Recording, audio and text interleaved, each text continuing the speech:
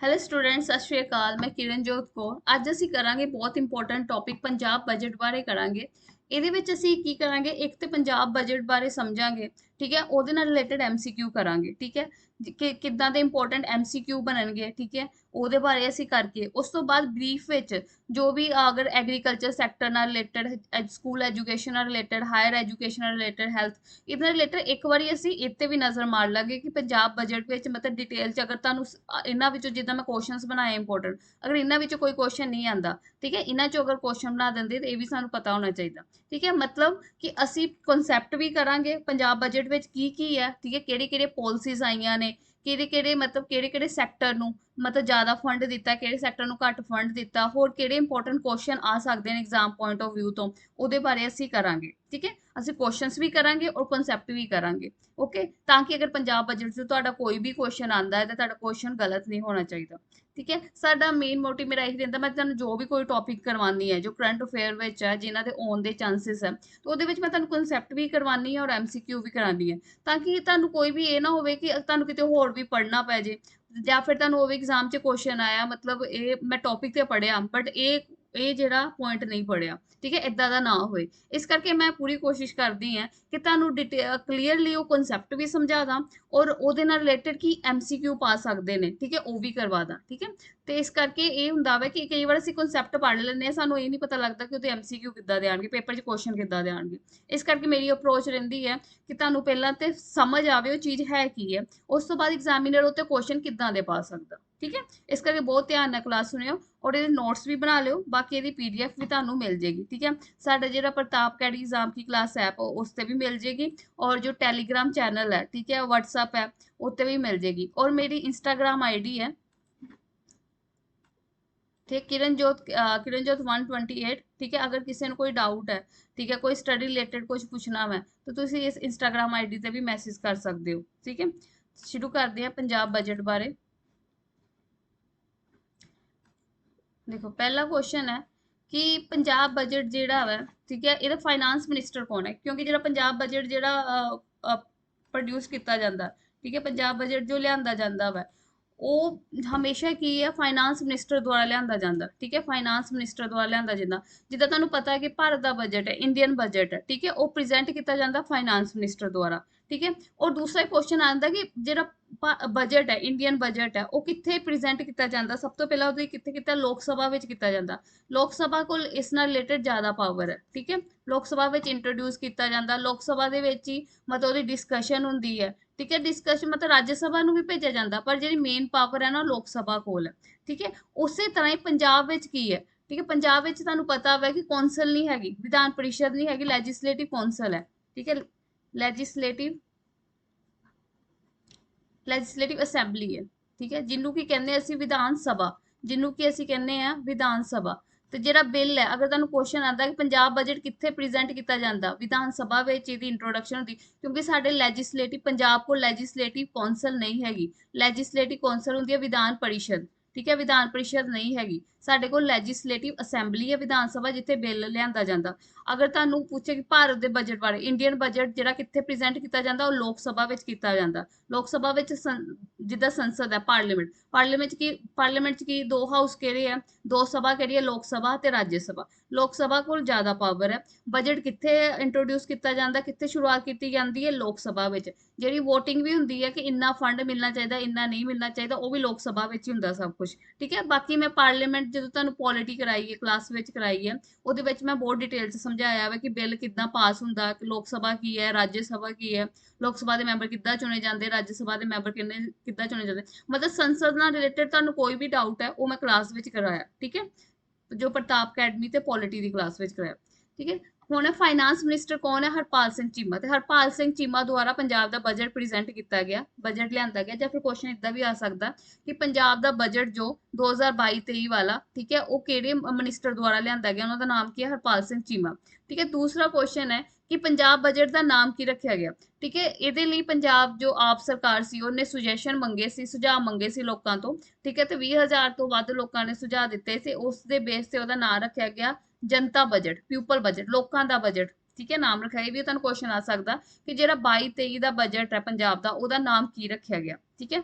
ਉਸ ਤੋਂ ਬਾਅਦ ਥਰਡ ਕੁਐਸਚਨ ਹੈ ਕਿ ਜਿਹੜਾ ਰੈਵਨਿਊ ਹੈ, ਰੈਵਨਿਊ ਕੀ ਹੁੰਦਾ, ਕਿ ਪੈਸਾ ਕਿੱਥੋਂ ਆਉਂਦਾ, ਠੀਕ ਹੈ। ਇਹਦੇ ਬਾਰੇ ਵੀ ਮੈਂ ਤੁਹਾਨੂੰ ਸਮਝਾਉਂਗੀ ਕਿ ਰੈਵਨਿਊ ਕੀ ਹੁੰਦਾ, ਕੈਪੀਟਲ ਰਿਸਿਪਟ ਕੀ ਹੁੰਦਾ। ਵੈਸੇ ਮੈਂ ਤੁਹਾਨੂੰ ਆਲਰੇਡੀ ਮਤਲਬ ਕਿ ਪੋਲਿਟੀ ਦੀ ਕਲਾਸ ਵਿੱਚ ਕਰਵਾਇਆ, ਠੀਕ ਹੈ, ਤੇ ਇਕਨੋਮਿਕਸ ਦੀ ਕਲਾਸ ਵਿੱਚ ਵੀ ਹੋ ਚੁੱਕਾ, ਬਟ ਫਿਰ ਵੀ ਇੱਕ ਵਾਰੀ ਫਿਰ ਇਹਨੂੰ ਸਮਝ ਲਾਂਗੇ ਕਿ ਰੈਵਨਿਊ ਰਿਸਿਪਟ ਹੁੰਦਾ ਕੀ ਹੈ, ਠੀਕ ਹੈ। ਇਹਦੇ ਵਿੱਚ ਕਿਹਾ ਕਿ ਰੈਵਨਿਊ ਰਿਸਿਪਟ ਜਿਹੜਾ ਵਾ ਪਿਛਲੇ ਸਾਲ ਨਾਲ 2021-22 ਦੇ ਨਾਲੋਂ ਕਿੰਨਾ ਵਧਿਆ ਵਾ 2022-23 ਵਿੱਚ, ਮਤਲਬ ਇਸ ਸਾਲ ਕਿੰਨਾ ਵਧਿਆ, ਮਤਲਬ ਅਗਲੇ ਸਾਲ ਕਿੰਨਾ ਵਧਣ ਦਾ ਹੋ ਸਕਦਾ 17.08%, ਠੀਕ ਹੈ। ਮਤਲਬ 95,000 ਕਰੋੜ ਦੇ ਕਰੀਬ ਜਿਹੜਾ ਸੀ ਰੈਵਨਿਊ ਰਿਸਿਪਟ ਹੋਇਆ ਵਾ ਇਸ ਸਾਲ, ਠੀਕ ਹੈ। ਉਹ ਕਿੰਨਾ ਵਧਿਆ 17.08% ਵਧਿਆ, ਠੀਕ ਹੈ। ਤੇ ਅੱਗੇ ਦੇਖੋ ਇਹ ਸਾਰੇ ਫਿਗਰਸ ਨੇ, ਜਿੱਦਾਂ ਕਈ ਵਾਰ ਐਗਜ਼ਾਮ ਵਿੱਚ ਪਿਛਲੇ ਵੀ ਜੋ ਜੋ ਨਿਆਬ ਤਹਿਸੀਲਦਾਰ ਦਾ ਪੇਪਰ ਹੋਇਆ ਉਹਦੇ ਵਿੱਚ ਪੰਜਾਬ ਸਰਵੇ ਚੋਂ ਜੋ ਮੈਂ ਤੁਹਾਨੂੰ ਕਰਾਇਆ ਗਿਆ ਸੀ, ਠੀਕ ਹੈ, ਇਕਨੋਮਿਕ ਸਰਵੇ ਕਰਵਾਇਆ ਸੀ, ਉਹ ਚੋਂ ਕੁਐਸਚਨ ਆਇਆ ਸੀ ਸਿੱਧਾ ਡੇਟਾ ਨਾਲ ਰਿਲੇਟਡ ਕਿ ਕਿੰਨਾ ਰੈਵਨਿਊ ਵਧਿਆ ਵਾ। ਇਸ ਕਰਕੇ ਤੁਹਾਨੂੰ ਇਹਦੇ ਪਤਾ ਹੋਣਾ ਚਾਹੀਦਾ ਵਾ ਕਿ ਟੋਟਲ ਬਜਟ ਐਕਸਪੈਂਡੀਚਰ ਕੀ ਹੈ, ਗ੍ਰੋਸ ਸਟੇਟ ਡੋਮੈਸਟਿਕ ਐਕਸਪੈਂਡੀਚਰ, ਠੀਕ ਹੈ। ਇਹਨੂੰ ਪਹਿਲਾਂ ਮੈਂ ਤੁਹਾਨੂੰ ਸਮਝਾ ਦਿੰਦੀ ਹਾਂ, ਡਰਨ ਦੀ ਜ਼ਰੂਰਤ ਨਹੀਂ ਹੈ, ਠੀਕ ਹੈ। ਜਿੱਦਾਂ ਤੁਹਾਨੂੰ ਪਹਿਲਾ ਕੁਐਸਚਨ ਮੰਨ ਲਓ ਇਹ ਆਏਗਾ ਕਿ ਬਜਟ ਦਾ ਐਕਸਪੈਂਡੀਚਰ ਮਤਲਬ ਬਜਟ ਸਾਈਜ਼ ਕਿੰਨਾ ਵਾ, मतलब पूरा जो पार्टी जो फाइनेंस मिनिस्टर ने जो बजट प्रेजेंट किया गया मतलब ਉਹਦਾ टोटल खर्चा कितना, ठीक है, कितना खर्चा वा 1,55,860 करोड़, ठीक है। ਇਹਨੂੰ ਪੂਰਾ ਯਾਦ ਰੱਖਣ ਦੀ ਲੋੜ ਨਹੀਂ, ਸਿਰਫ ਇੰਨਾ ਇਹ ਯਾਦ ਰੱਖੋ 1,55,000 ਕਰੋੜ, ਠੀਕ ਹੈ, ਇਦਾਂ ਯਾਦ ਰੱਖੋ 1,55,000 ਕਰੋੜ ਇਹਦਾ ਖਰਚਾ, ਠੀਕ ਹੈ। ਪੂਰਾ ਬਜਟ ਦਾ ਸਾਈਜ਼ ਕੀ ਹੈ, ਜਾਂ ਤੁਹਾਨੂੰ ਕੁਝ ਇਦਾਂ ਕੁਐਸਚਨ ਪੁੱਛ ਸਕਦੇ ਬਜਟ ਦਾ ਟੋਟਲ ਸਾਈਜ਼ ਕੀ ਹੈ, ਠੀਕ ਹੈ, 1,55,000 ਕਰੋੜ। ਜਿੱਦਾਂ ਮੰਨ ਲਓ ਕਿ ਤੁਹਾਨੂੰ ਕੋਈ ਕੁਐਸਚਨ ਬੋਲੇ ਕਿ ਕੋਈ ਵਿਆਹ ਹੈ ਤੇ ਵਿਆਹ ਦਾ ਟੋਟਲ ਖਰਚਾ ਕਿੰਨਾ ਆ, ਠੀਕ ਹੈ, ਤੇ ਉਸ ਤਰੀਕੇ ਨਾਲ। ਦੂਸਰਾ ਤੁਹਾਨੂੰ ਪੁੱਛ ਸਕਦੇ ਆ GSDCP ਕਿੰਨਾ ਵਾ, gross domestic product. Gross domestic product ਕੀ ਹੁੰਦਾ ਵਾ, ਸਿੰਪਲ ਲੈਂਗੁਏਜ ਸਮਝਾਵਾਂ ਕਿ ਇੱਕ ਸਾਲ ਦੇ ਅੰਦਰ ਅੰਦਰ, ਠੀਕ ਹੈ, ਇੱਕ ਸਾਲ ਦੇ ਅੰਦਰ ਅੰਦਰ ਪੰਜਾਬ ਦੇ ਵਿੱਚ, ਪੰਜਾਬ ਦੇ ਅੰਦਰ ਅੰਦਰ ਜੋ ਵੀ ਚੀਜ਼ਾਂ ਬਣੀਆਂ ਤੇ ਵਿਕੀਆਂ, ਠੀਕ ਹੈ। ਇੱਕ ਚੀਜ਼ ਯਾਦ ਰੱਖਣੀ ਕਿ ਜਿਹੜਾ GDP ਹੈ, GDP gross state domestic, GDP ਨੂੰ ਹੀ ਕਹਿੰਦੇ ਆ, ਠੀਕ ਹੈ, ਬਸ ਇਹ ਸਟੇਟ ਲੱਗ ਗਿਆ ਕਿਉਂਕਿ ਸਟੇਟ ਨਾਲ ਰਿਲੇਟਡ ਹੈ। ਜਦੋਂ GDP ਕਹੇਗਾ, GDP ਦਾ ਮਤਲਬ ਹੁੰਦਾ ਕਿ ਸਾਡੇ ਦੇਸ਼ ਦੇ ਅੰਦਰ, ਠੀਕ ਹੈ, ਪੂਰੇ ਭਾਰਤ ਦੇ ਅੰਦਰ ਅੰਦਰ ਜੋ ਵੀ ਚੀਜ਼ ਬਣੀ ਤੇ ਉਹ ਵਿਕਣੀ ਵੀ ਚਾਹੀਦੀ ਹੈ, ਠੀਕ ਹੈ, ਸਿਰਫ ਬਣੀ ਨਾ ਨਹੀਂ। ਮੰਨ ਲਓ ਕਿ 10 ਬ੍ਰੈਡ ਬਣੇ ਆ, ਠੀਕ ਹੈ, 10 ਬ੍ਰੈਡ ਬਣੇ ਆ ਬਟ ਉਹ ਵਿਕੇ 5 ਬ੍ਰੈਡ ਇਸ ਸਾਲ, ਠੀਕ ਹੈ। ਚਲੋ ਪਿਛਲਾ ਸਾਲ ਲੈ ਲਓ, ਇਸ ਸਾਲ ਪੂਰਾ ਨਹੀਂ ਹੋਇਆ, ਮਤਲਬ ਪਿਛਲੇ ਸਾਲ 5 ਬ੍ਰੈਡ ਵਿਕੇ ਆ ਬਸ 2020 ਵਿੱਚ, ਠੀਕ ਹੈ। ਤੇ ਫਿਰ 5 ਬ੍ਰੈਡ ਹੀ ਗਿਣੇ ਜਾਣਗੇ GDP ਵਿੱਚ, ਤੇ ਜੇ 5 ਬ੍ਰੈਡ ਬਚੇ ਰਹਿ ਗਏ, ਚਲੋ ਮੰਨ ਲਓ ਕਿ 5 ਬ੍ਰੈਡ ਇਸ ਸਾਲ ਵਿਕ ਜਾਣ, ਠੀਕ ਹੈ, ਫਿਰ ਉਹ ਅਗਲੇ 5 ਬ੍ਰੈਡ ਗਿਣੇ ਜਾਣਗੇ। ਮਤਲਬ ਸਿੰਪਲ ਇਹ ਲੈਂਗੁਏਜ ਵਿੱਚ ਕਿ ਦੇਸ਼ ਦੇ ਅੰਦਰ ਜੋ ਵੀ ਚੀਜ਼ ਬਣੀ ਔਰ ਉਹ ਵਿਕੀ ਹੈ, ਜੋ ਵਿਕ ਗਈ, ਠੀਕ ਹੈ, ਉਹਦੀ ਵੈਲਿਊ ਨੂੰ GDP ਕਹਿੰਦੇ ਆ, ਠੀਕ ਹੈ, ਉਹਨੂੰ ਪੂਰੇ ਟੋਟਲ ਕਾਊਂਟ ਕਰਦੇ ਆ ਤੇ GDP ਕਹਿੰਦੇ ਆ। ਤੇ GDP ਨੂੰ ਅਗਰ ਸਟੇਟ ਵਿੱਚ ਕਾਊਂਟ ਕੀਤਾ ਜਾਏ, ਸਟੇਟ ਦੇ ਥਰੂ ਦੇਖਿਆ ਜਾਏ, ਗ੍ਰੋਸ ਸਟੇਟ ਡੋਮੈਸਟਿਕ ਪ੍ਰੋਡਕਟ ਦਾ ਮਤਲਬ ਇਹ ਹੈ ਕਿ ਪੰਜਾਬ ਦੇ ਅੰਦਰ ਜਿਹੜੀਆਂ ਵੀ ਚੀਜ਼ਾਂ ਬਣੀਆਂ ਉਹ ਵਿਕੀਆਂ, ਸੇਲ ਹੋਈਆਂ, ਇਹ ਨਹੀਂ ਲਿਖਣੀ ਜਿਹੜੀਆਂ ਬਚ ਗਈਆਂ। ਹੁਣ ਮੰਨ ਲਓ ਬਹੁਤ ਸਾਰੇ ਕਾਰਖਾਨੇ ਚੀਜ਼ਾਂ ਬਣਾਉਂਦੇ ਜਾਂ ਸਾਬਣ ਬਣਾਤੇ, ਸ਼ੈਂਪੂ ਬਣਾਤੇ, ਸਾਰੇ ਇੱਕ ਸਾਲ ਦੇ ਅੰਦਰ ਨਹੀਂ ਵਿਕਦੇ, ਪਰ ਜਿਹੜੇ ਇੱਕ ਸਾਲ ਦੇ ਅੰਦਰ ਵਿਕੇ ਹੋਣ ਉਸ ਸਾਲ ਦੇ ਅੰਦਰ ਅੰਦਰ ਉਹਨੂੰ ਕਹਿੰਦੇ ਆ ਕਿ ਟੋਟਲ ਸਾਨੂੰ ਕਿੰਨਾ ਮਤਲਬ ਕਿ ਪੈਸਾ ਮਿਲਿਆ, ਠੀਕ ਹੈ। ਤੇ ਇਦਾਂ ਹੀ ਪੰਜਾਬ ਦਾ ਕਿੰਨਾ GSDP ਕਿੰਨਾ ਰਿਹਾ 2022-23 ਦਾ, ਕਿੰਨਾ ਪ੍ਰੋਜੈਕਟ ਕੀਤਾ, ਮਤਲਬ ਇਹ ਸਾਲ ਖਤਮ ਨਹੀਂ ਹੋਇਆ ਤੇ ਮੰਨਿਆ ਜਾ ਰਿਹਾ ਕਿ 2022 ਇਸ ਸਾਲ ਤੇ ਅਗਲੇ ਸਾਲ ਦੇ ਖਤਮ ਹੋਣ ਤੱਕ ਜਿਹੜਾ ਵੀ ਚੀਜ਼ਾਂ ਬਣਨਗੀਆਂ 2022 ਇਸ ਸਾਲ ਤੋਂ 2023 ਅਗਲੇ ਸਾਲ ਦੇ ਐਂਡ ਹੋਣ ਤੱਕ, ਜਿਹੜੀਆਂ ਚੀਜ਼ਾਂ ਦੇਸ਼ ਦੇ ਅੰਦਰ ਨਵੀਆਂ ਬਣੀਆਂ, ਕਿਉਂਕਿ ਬਣੀਆਂ ਮੈਂ ਕਿਉਂ ਕਹਿੰਦੀ ਹਾਂ ਕਿ ਕਦੀ ਸੈਕਿੰਡ ਹੈਂਡ ਚੀਜ਼ਾਂ ਨਹੀਂ ਗਿਣੀਆਂ ਜਾਂਦੀਆਂ। ਮੰਨ ਲਓ ਪੱਖਾ, ਇਸ ਸਾਲ ਤੁਸੀਂ ਪੱਖਾ ਬਿਲਕੁਲ ਨਵਾਂ ਲਿਆ, ਠੀਕ ਹੈ, ਉਹ ਗਿਣਿਆ ਜਾਊਗਾ, ਬਟ ਉਹ ਪੱਖਾ ਤੁਸੀਂ ਸੈਕਿੰਡ ਹੈਂਡ ਕਿਸੇ ਨੂੰ ਵੇਚ ਦਿੰਦੇ ਅਗਲੇ ਸਾਲ, ਉਹ ਨਹੀਂ ਗਿਣਿਆ ਜਾਏਗਾ। ਮਤਲਬ ਬਿਲਕੁਲ ਨਵਾਂ ਫਰੈਸ਼ ਪ੍ਰੋਡਕਟ ਜਿਹੜਾ ਇੱਕ ਸਾਲ ਦੇ ਅੰਦਰ ਅੰਦਰ ਜਿਹੜਾ ਬਣਿਆ ਹੋਊਗਾ, ਠੀਕ ਹੈ, ਉਹਨੂੰ ਅਸੀਂ ਕਵਾਂਗੇ GDP। ਹੁਣ ਸਟੇਟ ਦੀ ਗੱਲ ਕਰਨ ਦੇ ਮਤਲਬ ਪੰਜਾਬ ਸਟੇਟ ਦਾ GSDP ਕਿੰਨਾ ਰਹੇਗਾ, ਪ੍ਰੋਜੈਕਟਡ ਕਿੰਨਾ ਕੀਤਾ ਕਿ 6,29,000 ਕਰੋੜ, ਠੀਕ ਹੈ, 6,29,000 ਕਰੋੜ ਰਹੇਗਾ। ਸਮਝ ਆ ਗਿਆ। ਪੰਜਾਬ ਦੇ ਅੰਦਰ ਜੋ ਵੀ ਚੀਜ਼ ਬਣੇਗੀ, ਠੀਕ ਹੈ, ਉਹ ਵਿਕੇਗੀ, ਫਰੈਸ਼ ਮਾਲ, ਬਿਲਕੁਲ ਫਰੈਸ਼ ਚੀਜ਼, ਠੀਕ ਹੈ, ਤੇ ਉਹਨੂੰ ਕਹਿੰਦੇ ਆ gross state domestic product. Okay, ਕਿੰਨਾ ਰਹੇਗਾ 6,29,000, ਜ਼ਿਆਦਾ ਮਤਲਬ ਮੋਟਾ ਮੋਟਾ ਯਾਦ ਰੱਖਣਾ ਬਸ। ਖਰਚਾ ਐਕਸਪੈਂਡੀਚਰ ਮਤਲਬ ਖਰਚਾ ਕਿੰਨਾ ਹੋਏਗਾ ਇਸ ਸਾਲ ਤੋਂ ਅਗਲੇ ਸਾਲ ਤੱਕ ਦਾ ਖਰਚਾ ਕਿੰਨਾ ਹੋਏਗਾ, ਜਿਹਦੇ ਵਿੱਚ ਅਸੀਂ ਡੈਪਟ ਰੀਪੇਮੈਂਟ ਨਹੀਂ ਇਨਕਲੂਡ ਕਰਾਂਗੇ। ਡੈਪਟ ਰੀਪੇਮੈਂਟ ਕਿ ਕਿਸੇ ਕੋਲ ਕਰਜ਼ਾ ਲਿਆ ਸਰਕਾਰ ਨੇ, ਠੀਕ ਹੈ, ਹੁਣ ਉਹ ਕਰਜ਼ਾ ਚੁਕਾਤਾ, ਡੈਪਟ ਰੀਪੇਮੈਂਟ ਦਾ ਹੁੰਦਾ ਚੁਕਾ ਦੇਣਾ, ਠੀਕ ਹੈ, ਉਹ ਨਹੀਂ ਗਿਣਾਂਗੇ ਅਸੀਂ। ਉਸ ਤੋਂ ਇਲਾਵਾ ਜੋ ਵੀ ਖਰਚਾ ਹੋਏਗਾ, ਠੀਕ ਹੈ, 2022 ਇਸ ਸਾਲ ਤੋਂ 2022-23 ਦੇ ਵਿੱਚ ਕਿੰਨਾ ਐਸਟੀਮੇਸ਼ਨ ਲਗਾਇਆ, ਕਿੰਨਾ ਅੰਦਾਜ਼ਾ ਲਗਾਇਆ ਵਾ ਜਿਹੜਾ ਬਜਟ ਵਿੱਚ ਹੈ, ਕਿੰਨਾ ਖਰਚਾ ਹੋਏਗਾ 1,19,000 ਕਰੋੜ, ਠੀਕ ਹੈ, 1,19,000 ਕਰੋੜ ਖਰਚਾ ਮੰਨਿਆ ਗਿਆ। ਓਕੇ, ਰਿਸਿਪਟ ਇਹਦੇ ਵਿੱਚ ਕੀ ਬੋਰਿੰਗ ਕੱਢ ਦੇਣੀ। ਬੋਰਿੰਗ ਕੀ ਮਤਲਬ ਅਸੀਂ ਕਰਜ਼ਾ ਕਿਸੇ ਕੋਲ ਪੈਸੇ ਲਏ ਉਹਨੂੰ ਕੱਢ ਦੇਣਾ। ਰਿਸਿਪਟ ਹੈ ਮਤਲਬ ਕਿੰਨਾ ਪੈਸਾ ਆਇਆ, ਮਨੀ ਪੈਸਾ ਦੇਸ਼ ਵਿੱਚ ਪੰਜਾਬ ਵਿੱਚ ਆਇਆ। ਠੀਕ ਹੈ। ਐਕਸਪੈਂਡੀਚਰ ਤੇ ਹੋ ਗਿਆ ਕਿੰਨਾ ਖਰਚਾ ਕਰਾਂਗੇ ਅਸੀਂ। ਠੀਕ ਹੈ। ਬਜਟ ਜਿਹੜਾ ਬਜਟ ਨੇ ਅੰਦਾਜ਼ਾ ਲਾਇਆ ਕਿ 2022-23 ਵਿੱਚ ਕਿੰਨਾ ਖਰਚਾ ਕਰਾਂਗੇ। ਰਿਸਿਪਟ ਦਾ ਮਤਲਬ ਹੁੰਦਾ ਕਿੰਨਾ ਪੈਸਾ ਆਏਗਾ। ਪੈਸਾ ਕਿੱਥੋਂ ਆਉਂਦਾ, ਟੈਕਸ ਚੋਂ ਆਉਂਦਾ ਵਾ। ਜਿਹੜੇ ਵੀ ਜਿੱਦਾਂ ਐਕਸਾਈਜ਼ ਟੈਕਸ ਲੱਗਦੇ ਆ, ਠੀਕ ਹੈ, ਮੰਡੀ ਟੈਕਸ ਲੱਗਦੇ, ਹੋਰ ਵੀ ਜਿਹੜੇ ਸਰਕਾਰ ਟੈਕਸ ਪੰਜਾਬ ਟੈਕਸ ਲਗਾਏਗੀ, ਠੀਕ ਹੈ, ਉਹ ਤੋਂ ਜੋ ਪੈਸਾ ਆਏਗਾ। ਜਾਂ ਫਿਰ ਜਿੱਦਾਂ ਮਤਲਬ ਟ੍ਰੈਫਿਕ ਰੂਲ ਤੁਸੀਂ ਫੋਲੋ ਨਹੀਂ ਕਰਦੇ ਤੇ ਤੁਹਾਨੂੰ ਫਾਈਨ ਲੱਗਦੇ, ਪੈਨਲਟੀਆਂ ਲੱਗਦੀਆਂ ਵਾ। ਹੋਰ ਵੀ ਜਿਹੜੇ ਤੁਹਾਨੂੰ ਕੋਈ ਫਾਈਨ ਲੱਗਦੇ, ਪੁਲਿਸ ਵੱਲੋਂ ਫਾਈਨ ਲਾਏ ਜਾਂਦੇ ਆ, ਉਹ ਸਾਰਾ ਜੋ ਪੈਸਾ ਆਏਗਾ, ਠੀਕ ਹੈ, ਉਹ ਸਾਰਾ ਪੈਸਾ ਆ ਜਿੱਦਾਂ ਸਰਕਾਰੀ ਸਕੂਲਾਂ ਦੀ ਫੀਸ ਆ ਉਹ ਤੋਂ ਪੈਸਾ, ਜਿੰਨੇ ਵੀ ਸਰਕਾਰੀ ਡਿਪਾਰਟਮੈਂਟ ਜੋ ਕੰਮ ਕਰ ਰਹੇ ਉਹ ਤੋਂ ਜੋ ਵੀ ਪੈਸਾ ਆਏਗਾ, ਠੀਕ ਹੈ, ਉਹ ਕਿੰਨਾ ਅੰਦਾਜ਼ਾ ਲਾਇਆ ਕਿੰਨਾ ਆਊਗਾ 96,000 ਕਰੋੜ। ਠੀਕ ਹੈ। ਹੁਣ ਦੇਖੋ ਸਾਡਾ ਖਰਚਾ ਜ਼ਿਆਦਾ ਹੈ, ਮਤਲਬ ਖਰਚਾ 1,19,000 ਕਰਨ ਦੇ ਆ ਪਰ ਸਾਨੂੰ ਪੈਸਾ ਕਿੰਨਾ ਆਊਗਾ 96,000। ਇਸ ਚੀਜ਼ ਨੂੰ ਕਹਿੰਦੇ ਆ ਫਿਜ਼ੀਕਲ ਡੈਫੀਸਿਟ। ਇਸ ਚੀਜ਼ ਨੂੰ ਕਹਿੰਦੇ ਫਿਜ਼ੀਕਲ ਡੈਫੀਸਿਟ। ਜਦੋਂ ਤੁਸੀਂ ਸੁਣਿਆ ਹੋਣਾ ਕਿ ਖਰਚਾ ਮਤਲਬ ਖਰਚਾ ਰੁਪਈਆ ਸੇਵਿੰਗ ਜੋ ਇਦਾਂ ਕੁਝ ਮੁਹਾਵਰਾ ਯੂਜ਼ ਕਰਦੇ ਕਿ ਜਦੋਂ ਤੁਹਾਡੇ ਖਰਚੇ ਜ਼ਿਆਦਾ ਹੋਣ, ਠੀਕ ਹੈ, ਇੰਨੀ ਤੁਹਾਡਾ ਮਤਲਬ ਸੈਲਰੀ, ਇੰਨੀ ਤੁਹਾਡੀ ਇਨਕਮ ਨਹੀਂ ਹੈ, ਇੰਨਾ ਤੁਹਾਡੀ ਕਮਾਈ ਨਹੀਂ ਹੈ ਜਿੰਨੇ ਤੁਸੀਂ ਖਰਚੇ ਕਰ ਰਹੇ। ਉਦਾਂ ਹੀ ਮਤਲਬ ਸਿਰਫ ਪੰਜਾਬ ਦਾ ਹਾਲ ਨਹੀਂ ਹੈ, ਭਾਰਤ ਸਰਕਾਰ ਬਾਕੀ ਸਟੇਟਾਂ ਦਾ ਵੀ ਇਹੀ ਹਾਲ ਹੈ ਕਿ ਮਤਲਬ ਖਰਚੇ ਜ਼ਿਆਦਾ ਉਹਨਾਂ ਦੇ, ਪੈਸਾ ਘੱਟ ਆਉਂਦੇ ਆ। ਉਹਨੂੰ ਕਹਿ ਦਿੰਦੇ ਅਸੀਂ ਫਿਜ਼ੀਕਲ ਡੈਫੀਸਿਟ ਕਹਿ ਦਿੰਦੇ ਆ। ਜਦੋਂ ਸਾਡੇ ਖਰਚੇ ਜ਼ਿਆਦਾ ਹੁਣ ਤੁਹਾਨੂੰ ਦਿਖਣ ਦਿਆ ਵਾ ਕਿ 1,19,000 ਖਰਚਾ ਹੋਏਗਾ, ਠੀਕ ਹੈ, 2022-23 ਦੇ ਬਜਟ ਵਿੱਚ, ਤੇ ਪੈਸਾ ਕਿੰਨਾ ਆਏਗਾ 96,000। ਇਸ ਹਿਸਾਬ ਨਾਲ ਫਿਜ਼ੀਕਲ ਡੈਫੀਸਿਟ ਕਿੰਨਾ ਰਹੇਗਾ 23,835 ਕਰੋੜ। ਮਤਲਬ 23,000 ਯਾਦ ਰੱਖਣਾ ਸਿੱਧਾ 23,000 ਕਰੋੜ ਦਾ, ਠੀਕ ਹੈ, ਖਰਚਾ ਰਹੇਗਾ। ਓਕੇ। ਤੇ ਕਿੰਨਾ ਮਤਲਬ ਜੀਐਸਟੀਪੀ ਮਤਲਬ ਜੈਸੇ ਗ੍ਰੋਸ ਡੋਮੈਸਟਿਕ ਪ੍ਰੋਡਕਟ ਤੇ ਕਿੰਨਾ ਆਏਗਾ ਤਾਂ 3.78% ਆਏਗਾ ਜੀਡੀਪੀ। ਠੀਕ ਹੈ। GSDP. Revenue deficit. Revenue deficit ਦਾ ਮਤਲਬ ਹੁੰਦਾ ਕਿ ਜੋ ਸਾਨੂੰ ਪੈਸਾ ਆਉਣਾ ਚਾਹੀਦਾ ਸੀ ਉਹ ਆਣ ਨਹੀਂ ਦਿਆ। ਮੰਨ ਲਓ ਸਾਨੂੰ ਟੈਕਸ ਮਤਲਬ ਟੈਕਸ ਸਰਕਾਰ ਨੇ ਲਾਇਆ ਕਿ ਸਾਨੂੰ ਇਸ ਸਾਲ ਦਾ ਟੈਕਸ ਦੇ ਇੰਨੇ ਪੈਸੇ ਆਉਣੇ ਚਾਹੀਦੇ, ਬਟ ਕੀ ਹੁੰਦਾ ਕਈ ਲੋਕ ਟੈਕਸ ਦੀ ਚੋਰੀ ਕਰ ਲੈਂਦੇ ਆ, ਫਿਰ ਉਸ ਸਾਲ ਉਹ ਪੈਸਾ ਉਹਨਾਂ ਆ ਨਹੀਂ ਪਾਉਂਦਾ। ਉਹਨੂੰ ਕਹਿੰਦੇ ਰੈਵਨਿਊ ਡੈਫੀਸਿਟ। ਕਿ ਜਿੰਨਾ ਤੁਸੀਂ ਮੰਨਿਆ ਹੁੰਦਾ, ਤੁਹਾਨੂੰ ਮੰਨਿਆ ਹੁੰਦਾ ਤੁਸੀਂ ਇਸ ਚੀਜ਼ ਤੇ ਖਰਚਾ ਕੀਤਾ, ਤੁਹਾਨੂੰ ਪਤਾ ਤੁਸੀਂ ਇਨਵੈਸਟਮੈਂਟ ਕੀਤੀ, ਇੰਨਾ ਸਾਨੂੰ ਪੈਸਾ ਆਉਣਾ ਚਾਹੀਦਾ ਪਰ ਉਹ ਪੈਸਾ ਨਹੀਂ ਆਉਂਦਾ, ਉਹਨੂੰ ਕਹਿੰਦੇ ਆ ਰੈਵਨਿਊ ਡੈਫਿਸਿਟ। ਕਿੰਨਾ ਰਹੇਗਾ ਉਹ 12,000 ਕਰੋੜ। ਠੀਕ ਹੈ। ਇਹ ਸਮਝ ਆ ਗਿਆ। ਇਹਦੀ ਮਤਲਬ ਮੋਟਾ ਮੋਟਾ ਯਾਦ ਰੱਖਣਾ ਕਿ ਬਜਟ ਸਾਈਜ਼ ਕਿੰਨਾ ਵਾ, ਜੀਐਸਟੀਪੀ ਕਿੰਨਾ ਵਾ, ਬਾਕੀ ਤੁਹਾਨੂੰ ਸਮਝ ਆ ਗਿਆ ਨਾ ਐਕਸਪੈਂਡੀਚਰ ਕੀ ਹੁੰਦਾ, ਰਿਸਿਪਟ ਕੀ ਹੁੰਦਾ। ਬਾਕੀ ਫਿਰ ਵੀ ਤੁਹਾਨੂੰ ਡਾਊਟ ਹੈ, ਠੀਕ ਹੈ, ਤੁਸੀਂ ਪੁੱਛ ਸਕਦੇ ਹੋ, ਠੀਕ ਹੈ, ਕਮੈਂਟ ਸੈਕਸ਼ਨ 'ਚ ਪੁੱਛ ਲਓ, ਜਾਂ ਮੇਰੀ ਇੰਸਟਾਗ੍ਰਾਮ ਆਈਡੀ ਉੱਤੇ ਤੁਸੀਂ ਮੈਸੇਜ ਕਰ ਸਕਦੇ ਹੋ।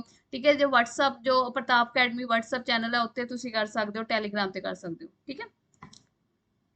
ਬਾਕੀ ਤੁਹਾਨੂੰ ਹੁਣ ਇਹ ਕਿ ਤੁਹਾਨੂੰ ਹੁਣ ਬਜਟ ਦੀ ਗੱਲ ਕਰ ਰਹੇ ਤੇ ਬੇਸਿਕ ਤੁਹਾਨੂੰ ਪਤਾ ਹੋਣਾ ਚਾਹੀਦਾ ਗਵਰਨਮੈਂਟ ਬਜਟ ਨੂੰ ਜਦੋਂ ਲਿਆਂਦਾ ਜਾਂਦਾ ਤੇ ਉਹਦੇ ਕਿੰਨੇ ਪਾਰਟ ਹੁੰਦੇ, ਕਿੱਦਾਂ ਪ੍ਰੈਜ਼ੈਂਟ ਕੀਤਾ ਜਾਂਦਾ। ਠੀਕ ਹੈ। ਵੈਸੇ ਤੁਹਾਨੂੰ ਮੈਂ ਡਿਟੇਲ ਵਿੱਚ ਕਰਾਇਆ ਪਿਆ, ਫਿਰ ਵੀ ਇੱਕ ਬਰੀਫ ਵਿੱਚ ਜਲਦੀ ਜਲਦੀ ਕਰਵਾ ਦਿੰਦੀ ਹੈ। ਜਿਵੇਂ ਗਵਰਨਮੈਂਟ ਬਜਟ ਹੈ ਇਹਦੇ ਦੋ ਹਿੱਸੇ ਹੁੰਦੇ, revenue budget, capital budget. Revenue budget ਮਤਲਬ ਪੈਸਾ ਕਿੱਥੋਂ ਆਉਣਾ, ਮਨੀ, ਪੈਸਾ ਕਿੱਦਾਂ ਆਏਗਾ, ਮਤਲਬ ਜੋ ਪੈਸਾ ਆਏਗਾ ਸਾਰਾ ਇਹ 'ਚ ਜਾਏਗਾ। ਠੀਕ ਹੈ। ਕੈਪੀਟਲ ਐਕਸਪੈਂਡੀਚਰ ਜੋ ਅਸੀਂ ਖਰਚੇ ਕਰਾਂਗੇ, ਠੀਕ ਹੈ, ਮਤਲਬ ਉਹ ਮਤਲਬ ਜਿੱਦਾਂ ਜ਼ਮੀਨ ਵਗੈਰਾ ਕੋਈ ਖਰੀਦੀ, ਮਤਲਬ ਕਿ ਸਰਕਾਰ ਨੇ ਇਨਵੈਸਟਮੈਂਟ ਕੀਤੀ ਹੈ, ਕੱਲ ਨੂੰ ਉਹ ਚੀਜ਼ ਸਾਨੂੰ ਫਾਇਦਾ ਦੇਗੀ। ਠੀਕ ਹੈ। ਉਹਨੂੰ ਕਹਿੰਦੇ। ਹੁਣ ਰੈਵਨਿਊ ਬਜਟ ਹੈ, ਹੁਣ ਰੈਵਨਿਊ ਰਿਸਿਪਟ। ਰੈਵਨਿਊ ਰਿਸਿਪਟ ਹੈ ਕਿ ਪੈਸਾ ਮਤਲਬ ਜਿਹੜਾ ਪੈਸਾ ਆਏਗਾ ਉਹ ਕਿੱਥੋਂ ਕਿੱਥੋਂ ਆ ਸਕਦਾ, ਸਾਨੂੰ ਟੈਕਸ ਚੋਂ। ਟੈਕਸ ਕਿੱਦਾਂ, ਜਿਹੜੇ ਟੈਕਸ ਤੇ ਨੋਨ ਟੈਕਸ ਵਿੱਚੋਂ। ਟੈਕਸ ਜਿਹੜਾ ਡਾਇਰੈਕਟ ਟੈਕਸ ਹੋ ਗਿਆ, ਡਾਇਰੈਕਟ ਟੈਕਸ ਕਿਹੜਾ ਹੋ ਗਿਆ, ਠੀਕ ਹੈ, ਡਾਇਰੈਕਟ ਤੇ ਇਨਡਾਇਰੈਕਟ ਟੈਕਸ ਹੋ ਗਿਆ। ਡਾਇਰੈਕਟ ਦਾ ਤੁਹਾਨੂੰ ਪਤਾ ਇਨਕਮ ਟੈਕਸ, ਕਾਰਪੋਰੇਟ ਟੈਕਸ, ਜੋ ਮੈਂ ਟੈਕਸ ਵਗੈਰਾ ਤੁਹਾਨੂੰ ਕਰਾਏ ਸੀ। ਠੀਕ ਹੈ। ਇਨਡਾਇਰੈਕਟ ਟੈਕਸ ਜਿੱਦਾਂ ਜੀਐਸਟੀ। ਠੀਕ ਹੈ। ਇਸ ਟਾਈਮ ਜਿਹੜੀ ਵੀ ਸਰਕਾਰ ਹੈ, ਭਾਰਤ ਸਰਕਾਰ ਹੈ, ਬਾਕੀ ਸਟੇਟ ਦੀਆਂ ਸਰਕਾਰਾਂ, ਉਹਨਾਂ ਸਾਰਿਆਂ ਨੂੰ ਸਭ ਤੋਂ ਵੱਧ ਫਾਇਦਾ ਜੀਐਸਟੀ ਤੋਂ ਆਉਂਦਿਆ ਵਾ। ਠੀਕ ਹੈ। ਇਹ ਮੈਂ ਤੁਹਾਨੂੰ ਦੱਸਿਆ ਸੀ ਬਹੁਤ ਚੰਗੀ ਤਰ੍ਹਾਂ ਕਿ ਜੀਐਸਟੀ ਅਪ੍ਰੈਲ ਵਿੱਚ ਸਭ ਤੋਂ ਵੱਧ ਹਾਈਐਸਟ ਰਿਕਾਰਡ ਕਾਇਮ ਕੀਤਾ, ਜੀਐਸਟੀ ਸਭ ਤੋਂ ਵੱਧ ਇਕੱਠਾ ਹੋਇਆ। ਠੀਕ ਹੈ। ਤੇ ਠੀਕ ਹੈ, ਪੈਸਾ ਕਿੱਥੋਂ ਆਉਂਦਾ, ਤੁਹਾਨੂੰ ਕੁਐਸਚਨ ਕੋਈ ਪੁੱਛ ਲੇਗਾ ਕਿ ਜਿਹੜਾ ਸਰਕਾਰਾਂ ਨੂੰ ਬਜਟ 'ਚ ਪੈਸਾ ਆਉਂਦਾ ਕਿੱਥੋਂ ਆਉਂਦਾ, ਉਹ ਹੁੰਦਾ ਰੈਵਨਿਊ ਰਿਸਿਪਟ। ਰੈਵਨਿਊ ਰਿਸਿਪਟ ਹੈ ਕਿ ਇਨਕਮ ਕਿੱਥੋਂ ਆਈ, ਰੈਵਨਿਊ ਦਾ ਮਤਲਬ ਇਨਕਮ ਆਈ। ਇਨਕਮ ਕਿੱਥੋਂ ਆਉਂਦੀ, ਜਾਂ ਤੇ ਟੈਕਸ ਤੋਂ ਆਉਂਦੀ, ਤੇ ਟੈਕਸ ਕਿਹੜੇ ਤਰ੍ਹਾਂ ਆਉਂਦੇ, ਤੇ ਦੋ ਟੈਕਸ ਹੁੰਦੇ, ਡਾਇਰੈਕਟ ਟੈਕਸ, ਇਨਡਾਇਰੈਕਟ ਟੈਕਸ ਹੁੰਦੇ। ਜਾਂ ਫਿਰ ਪੈਸਾ ਆਉਂਦਾ ਨੋਨ ਟੈਕਸ ਤੋਂ। ਨੋਨ ਟੈਕਸ ਕਿੱਦਾਂ, ਜਿੱਦਾਂ ਕਿਸੇ ਨੂੰ ਫੀਸ ਲਾਤੀ, ਕਿਸੇ ਨੂੰ ਪੈਨਲਟੀ ਲਾਤੀ, ਪਨਿਸ਼ਮੈਂਟ ਦੇਤੀ ਕਿ ਤੈਨੂੰ ਇੰਨੇ ਪੈਸੇ ਦੇਣੇ ਪੈਣਗੇ। ਜਿੱਦਾਂ ਹਾਈ ਕੋਰਟ ਲਾ ਦਿੰਦੀ ਹੈ ਕਿ ਇੰਨੇ ਪੈਸੇ ਤੁਸੀਂ ਚੁਕਾਓਗੇ, ਜਾਂ ਫਿਰ ਤੁਹਾਨੂੰ ਕੋਈ ਹੋਰ ਖਰਚਾ ਲੱਗ ਜਾਂਦਾ, ਤੁਸੀਂ ਜਾਂ ਟੈਕਸ ਨਹੀਂ ਪੇ ਕਰਦੇ, ਤੁਹਾਨੂੰ ਉਹਦਾ ਫੀਸ ਦੇਣੀ ਪੈ ਜਾਂਦੀ ਹੈ, ਜਾਂ ਟ੍ਰੈਫਿਕ ਰੂਲ ਨਹੀਂ ਫੋਲੋ ਕਰਦੇ, ਜਾਂ ਹੋਰ ਵੀ ਮਾਲਹਾਨੀ ਦਾ ਜਿਹਦਾ ਖਰਚਾ ਦੇਣਾ ਪੈ ਜਾਂਦਾ ਤੁਹਾਨੂੰ। ਠੀਕ ਹੈ। ਮਤਲਬ ਸਰਕਾਰਾਂ ਜੋ ਤੁਸੀਂ ਡਿਪਾਰਟਮੈਂਟਾਂ ਨੂੰ ਪੈਸੇ ਦੇਣੇ ਸਰਕਾਰੀ, ਠੀਕ ਹੈ, ਉਹ ਸਾਰਾ ਆਉਂਦਾ ਨੋਨ ਟੈਕਸ ਰੈਵਨਿਊ। ਓਕੇ। ਤੇ ਰੈਵਨਿਊ ਐਕਸਪੈਂਡੀਚਰ ਕੀ ਹੁੰਦਾ ਕਿ ਹੁਣ ਇਹ ਜਿਹੜਾ ਸਾਰਾ ਪੈਸਾ ਕਲੈਕਟ ਕੀਤਾ ਜਾਂਦਾ, ਟੈਕਸ ਕਲੈਕਟ ਕੀਤਾ ਜਾਂਦਾ, ਉਹਦੇ ਲਈ ਇੱਕ ਡਿਪਾਰਟਮੈਂਟ ਬਣਾਇਆ ਵਾ, ਜਿਵੇਂ ਇਨਕਮ ਟੈਕਸ ਡਿਪਾਰਟਮੈਂਟ ਹੈ, ਜਿਵੇਂ ਤੁਸੀਂ ਪੇਪਰ ਦੋਗੇ ਐਕਸਾਈਜ਼ ਇੰਸਪੈਕਟਰ ਦਾ ਪੇਪਰ ਦੋਗੇ, ਹੁਣ ਜਿਹੜਾ ਐਕਸਾਈਜ਼ ਇੰਸਪੈਕਟਰ ਜਦੋਂ ਤੁਸੀਂ ਬਣੋਗੇ ਤੇ ਤੁਹਾਨੂੰ ਸੈਲਰੀ ਵੀ ਮਿਲੇਗੀ, ਪੈਸਾ ਵੀ ਮਿਲੇਗਾ, ਠੀਕ ਹੈ। ਤਾਂ ਉਹ ਪੈਸਾ ਕੌਣ ਦੇਗੀ? ਸਰਕਾਰ ਦੇਗੀ। ਤਾਂ ਉਹ ਕਿਹਦੇ ਵਿੱਚ ਆਏਗਾ? ਰੈਵਨਿਊ ਐਕਸਪੈਂਡੀਚਰ ਚ ਆਏਗਾ, ਠੀਕ ਹੈ। ਰੈਵਨਿਊ ਐਕਸਪੈਂਡੀਚਰ ਚ ਹੁੰਦਾ ਹੈ ਕਿ ਜੋ ਵੀ ਜਿਹੜੇ ਡਿਪਾਰਟਮੈਂਟਾਂ ਦੇ ਖਰਚੇ ਹੁੰਦੇ ਆ, ਠੀਕ ਹੈ, ਉਹ ਸਾਰੇ ਹੁੰਦੇ ਆ। ਇਸ ਤੋਂ ਇਲਾਵਾ ਜੋ ਸਰਕਾਰ ਸਬਸਿਡੀ ਦਿੰਦੀ ਹੈ, ਠੀਕ ਹੈ, ਸਰਕਾਰ ਸਬਸਿਡੀਆਂ ਦਿੰਦੀ ਹੈ, ਜਿਵੇਂ ਬਿਜਲੀ ਮੁਫਤ ਦੇਤੀ, ਤੁਹਾਨੂੰ ਪਤਾ ਇਸ ਬਜਟ ਵਿੱਚ ਵੀ ਅੱਗੇ ਜਾ ਕੇ ਅਸੀਂ ਪੜਾਂਗੇ ਕਿ ਪਾਵਰ ਸਪਲਾਈ ਲਈ ਫ੍ਰੀ ਜਿਹੜਾ ਬਿਜਲੀ ਦਿੱਤੀ ਜਾਏਗੀ, ਉਹਦੇ ਲਈ ਕਿੰਨੀ ਸਬਸਿਡੀ ਸਰਕਾਰ ਦੇਗੀ, ਠੀਕ ਹੈ। ਉਸ ਤੋਂ ਬਾਅਦ ਡਿਫੈਂਸ ਵਿੱਚ ਜਿਵੇਂ ਪੁਲਿਸ ਦਾ ਖਰਚਾ ਚੱਕਣਾ, ਡਿਫੈਂਸ ਦਾ ਖਰਚਾ, ਉਹਦੇ ਉੱਤੇ ਜੋ ਖਰਚਾ ਆਏਗਾ ਉਹ ਵੀ ਸਾਰਾ ਰੈਵਨਿਊ ਐਕਸਪੈਂਡੀਚਰ ਵਿੱਚ ਆਊਗਾ, ਠੀਕ ਹੈ। ਜਿਹੜੀ ਪੈਨਸ਼ਨ ਦਿੱਤੀ ਜਾਂਦੀ ਹੈ, ਠੀਕ ਹੈ, 올ਡ ਏਜ ਪੈਨਸ਼ਨ ਜਾਂ ਬੇਰੁਜ਼ਗਾਰੀ ਭੱਤਾ ਦਿੱਤਾ ਜਾਂਦਾ, ਜਾਂ ਹੋਰ ਉਹ ਜਿਹੜੇ ਬਜ਼ੁਰਗ ਆ ਉਹਨਾਂ ਨੂੰ ਹੋਰ ਬੈਨੀਫਿਟ ਦਿੱਤੇ ਜਾਂਦੇ ਆ, ਠੀਕ ਹੈ। ਜੋ ਵੀ ਸਰਕਾਰ ਸਕੂਲਾਂ ਲਈ ਜਾਂ ਫ੍ਰੀ ਐਜੂਕੇਸ਼ਨ ਦੇਤੀ, ਜਾਂ ਕੁਝ ਜਿਵੇਂ ਵਰਦੀ ਜਿਵੇਂ ਬਜਟ ਵਿੱਚ ਕਿਹਾ ਗਿਆ ਕਿ ਵਰਦੀ ਦਿੱਤੀ ਜਾਏਗੀ, ਠੀਕ ਹੈ, ਪ੍ਰਾਇਮਰੀ ਸਕੂਲ ਤੋਂ ਲੈ ਕੇ +2 12ਵੀਂ ਤੱਕ ਸ਼ਾਇਦ ਵਰਦੀ ਦਿੱਤੀ ਜਾਏਗੀ ਫ੍ਰੀ, ਠੀਕ ਹੈ। ਤੇ ਉਹ ਸਾਰਾ ਕੀ ਹੈ? ਉਹ ਸਾਰਾ ਕਿਹਦੇ ਚ ਆਊਗਾ? ਰੈਵਨਿਊ ਐਕਸਪੈਂਡੀਚਰ ਆਊਗਾ, ਜੋ ਸਰਕਾਰ ਖਰਚਾ ਕਰੇਗੀ, ਜੋ ਸਕੀਮਾਂ ਲਿਆਏਗੀ, ਉਹਨਾਂ ਦੇ ਜੋ ਖਰਚੇ ਹੋਣਗੇ, ਸਰਕਾਰੀ ਡਿਪਾਰਟਮੈਂਟਾਂ ਦੇ ਖਰਚੇ, ਸੈਲਰੀ, ਜਿਵੇਂ ਹੁਣ 6 ਪੇ ਕਮਿਸ਼ਨ ਲਾਗੂ ਹੋਏਗਾ ਤਾਂ ਉਹਦਾ ਜੋ ਖਰਚਾ ਆਏਗਾ ਉਹ ਸਾਰਾ ਰੈਵਨਿਊ ਐਕਸਪੈਂਡੀਚਰ ਜਾਏਗਾ, ਠੀਕ ਹੈ। ਨੈਕਸਟ ਹੈ ਕੈਪੀਟਲ ਰਿਸਿਪਟ ਔਰ ਕੈਪੀਟਲ ਐਕਸਪੈਂਡੀਚਰ। ਕੈਪੀਟਲ ਰਿਸਿਪਟ ਹੁੰਦਾ ਵਾ ਕਿ ਜਦੋਂ ਸਰਕਾਰ ਜਿਹੜੀ ਹੈ ਡਿਸਇਨਵੈਸਟਮੈਂਟ, ਤੁਹਾਨੂੰ ਪਤਾ ਵਾ ਕਿ ਸਰਕਾਰ ਨੇ ਬਹੁਤ ਸਾਰੇ ਸੈਕਟਰ ਜਿਹੜੇ ਪਬਲਿਕ ਸੈਕਟਰ ਉਹਨਾਂ ਨੂੰ ਪ੍ਰਾਈਵੇਟ ਕਰਤਾ, ਉਹਨੂੰ ਕਹਿੰਦੇ ਆ ਡਿਸਇਨਵੈਸਟਮੈਂਟ। ਡਿਸਇਨਵੈਸਟਮੈਂਟ ਕੀ ਹੁੰਦਾ? ਕਿ ਪਬਲਿਕ ਸੈਕਟਰ ਨੂੰ ਪ੍ਰਾਈਵੇਟ ਬਦਲ ਦੇਣਾ, ਠੀਕ ਹੈ। ਜਿੱਦਾਂ ਤੁਹਾਨੂੰ ਪਤਾ ਬਹੁਤ ਸਾਰੇ ਜਿਹੜੇ ਆ ਪਬਲਿਕ ਸੈਕਟਰ ਉਹਨਾਂ ਨੂੰ ਵੇਚ ਕੇ ਪ੍ਰਾਈਵੇਟ ਕਰ ਦਿੱਤਾ ਹੈ, ਉਹਨੂੰ ਕਹਿੰਦੇ ਡਿਸਇਨਵੈਸਟਮੈਂਟ, ਠੀਕ ਹੈ। ਇਹਦੇ ਤੋਂ ਜਿਹੜਾ ਪੈਸਾ, ਕੈਪੀਟਲ ਮਤਲਬ ਪੈਸਾ ਕਿੱਥੋਂ ਕਿੱਥੋਂ ਇਕੱਠਾ ਕਰ ਸਕਦੇ, ਰੈਵਨਿਊ ਇਹ ਤਾਂ ਹੋ ਗਿਆ ਜਿਹੜਾ ਪੈਸਾ ਹੋਣਾ ਹੀ ਹੈ। ਕੈਪੀਟਲ ਬਜਟ ਹੀ ਪੈਸਾ ਕਿੱਦਾਂ ਬਣਾ ਸਕਦੇ ਆ? ਜਿੱਦਾਂ ਕੈਪੀਟਲ ਮੰਨ ਲਓ ਤੁਹਾਡੀ ਕੋਈ ਬਿਲਡਿੰਗ ਹੈ, ਤੁਹਾਡੇ ਕੋਲ ਬਿਲਡਿੰਗ ਉਹ ਤੁਸੀਂ ਕਿਰਾਏ ਤੇ ਦੇ ਦੋਗੇ, ਉਹ ਤੁਹਾਡੀ ਕੀ ਕੈਪੀਟਲ ਹੈ, ਠੀਕ ਹੈ। ਤੁਹਾਡੀ ਬਿਲਡਿੰਗ ਕੀ ਉਹ ਪ੍ਰੋਪਰਟੀ ਹੈ, ਉਹ ਤੁਹਾਨੂੰ ਕੱਲ ਨੂੰ ਫਾਇਦਾ ਦੇਗੀ, ਉਹਨੂੰ ਕਵਾਂਗੇ ਅਸੀਂ ਕੈਪੀਟਲ। ਸਿੰਪਲ ਲੈਂਗੁਏਜ ਸਮਝ ਆ ਗਿਆ, ਇਹਨੂੰ ਕਹਿੰਦੇ ਆ ਕੈਪੀਟਲ ਰਿਸਿਪਟ। ਹੈ ਹੁਣ ਪਬਲਿਕ ਪ੍ਰੋਪਰਟੀਆਂ ਨੂੰ ਪ੍ਰਾਈਵੇਟ ਕਰਤਾ, ਉਹ ਤੋਂ ਸਰਕਾਰ ਨੂੰ ਜਿਹੜਾ ਪੈਸਾ ਆਊਗਾ ਉਹਨੂੰ ਕਹਿੰਦੇ ਕੈਪੀਟਲ ਰਿਸਿਪਟ ਕਹਿੰਦੇ। ਜਾਂ ਫਿਰ ਦੂਸਰਾ ਹੈ ਡੈਪਟ ਕ੍ਰੀਏਟਿੰਗ। ਡੈਪਟ ਕ੍ਰੀਏਟਿੰਗ ਹੁੰਦਾ ਕਰਜ਼ਾ ਲੈਣਾ, ਠੀਕ ਹੈ। ਜਿੱਦਾਂ ਸਰਕਾਰ ਕਰਜ਼ਾ ਲਏਗੀ, ਠੀਕ ਹੈ, ਦੂਜੀਆਂ ਸਰਕਾਰ ਸਟੇਟਾਂ ਤੋਂ ਲਏਗੀ ਜਾਂ ਬਾਹਰਲੇ ਦੇਸ਼ਾਂ ਤੋਂ ਲਏਗੀ, ਠੀਕ ਹੈ। ਤੇ ਇਹਦੇ ਨਾਲ ਕੀ ਹੈ? ਪੈਸਾ ਇਕੱਠਾ ਕਰਨਾ।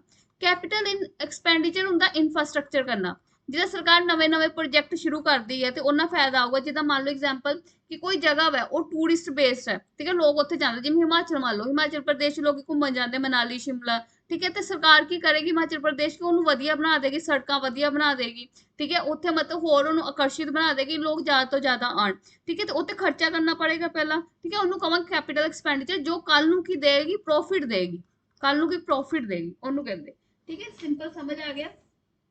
ਓਕੇ। ਇਨਫਰਾਸਟ੍ਰਕਚਰ ਜਾਂ ਫਿਰ ਕੈਪੀਟਲ ਐਕਸਪੈਂਡੀਚਰ, ਜਿੰਨੇ ਵੀ ਕਰਜ਼ਾ ਲਿਆ ਹੋਊਗਾ ਸਰਕਾਰ ਨੇ, ਉਹ ਸਰਕਾਰ ਉਸ ਕਰਜ਼ੇ ਦਾ ਮਤਲਬ ਵਾਪਸ ਕਰ ਦੇਗੀ, ਉਹ ਵੀ ਇੱਕ ਤਰ੍ਹਾਂ ਦਾ ਸਰਕਾਰ ਤੇ ਜਿਹੜਾ ਕੀ ਹੈ ਬਰਡਨ ਜਿਹੜਾ ਹਟ ਜਾਏਗਾ, ਠੀਕ ਹੈ। ਤੇ ਇਹਦੇ ਵਿੱਚ ਰੈਵਨਿਊ ਐਕਸਪੈਂਡੀਚਰ ਇੱਕ ਹੋਰ ਆਉਂਦਾ, ਜਿਵੇਂ ਜਿਹੜੀ ਭਾਰਤ ਸਰਕਾਰ ਹੈ ਜੋ ਗ੍ਰਾਂਟ ਦੇਗੀ ਸਟੇਟਾਂ ਨੂੰ ਗ੍ਰਾਂਟ ਦਿੰਦੀ, ਉਹ ਵੀ ਰੈਵਨਿਊ ਐਕਸਪੈਂਡੀਚਰ ਚ ਆਉਂਦਾ, ਓਕੇ।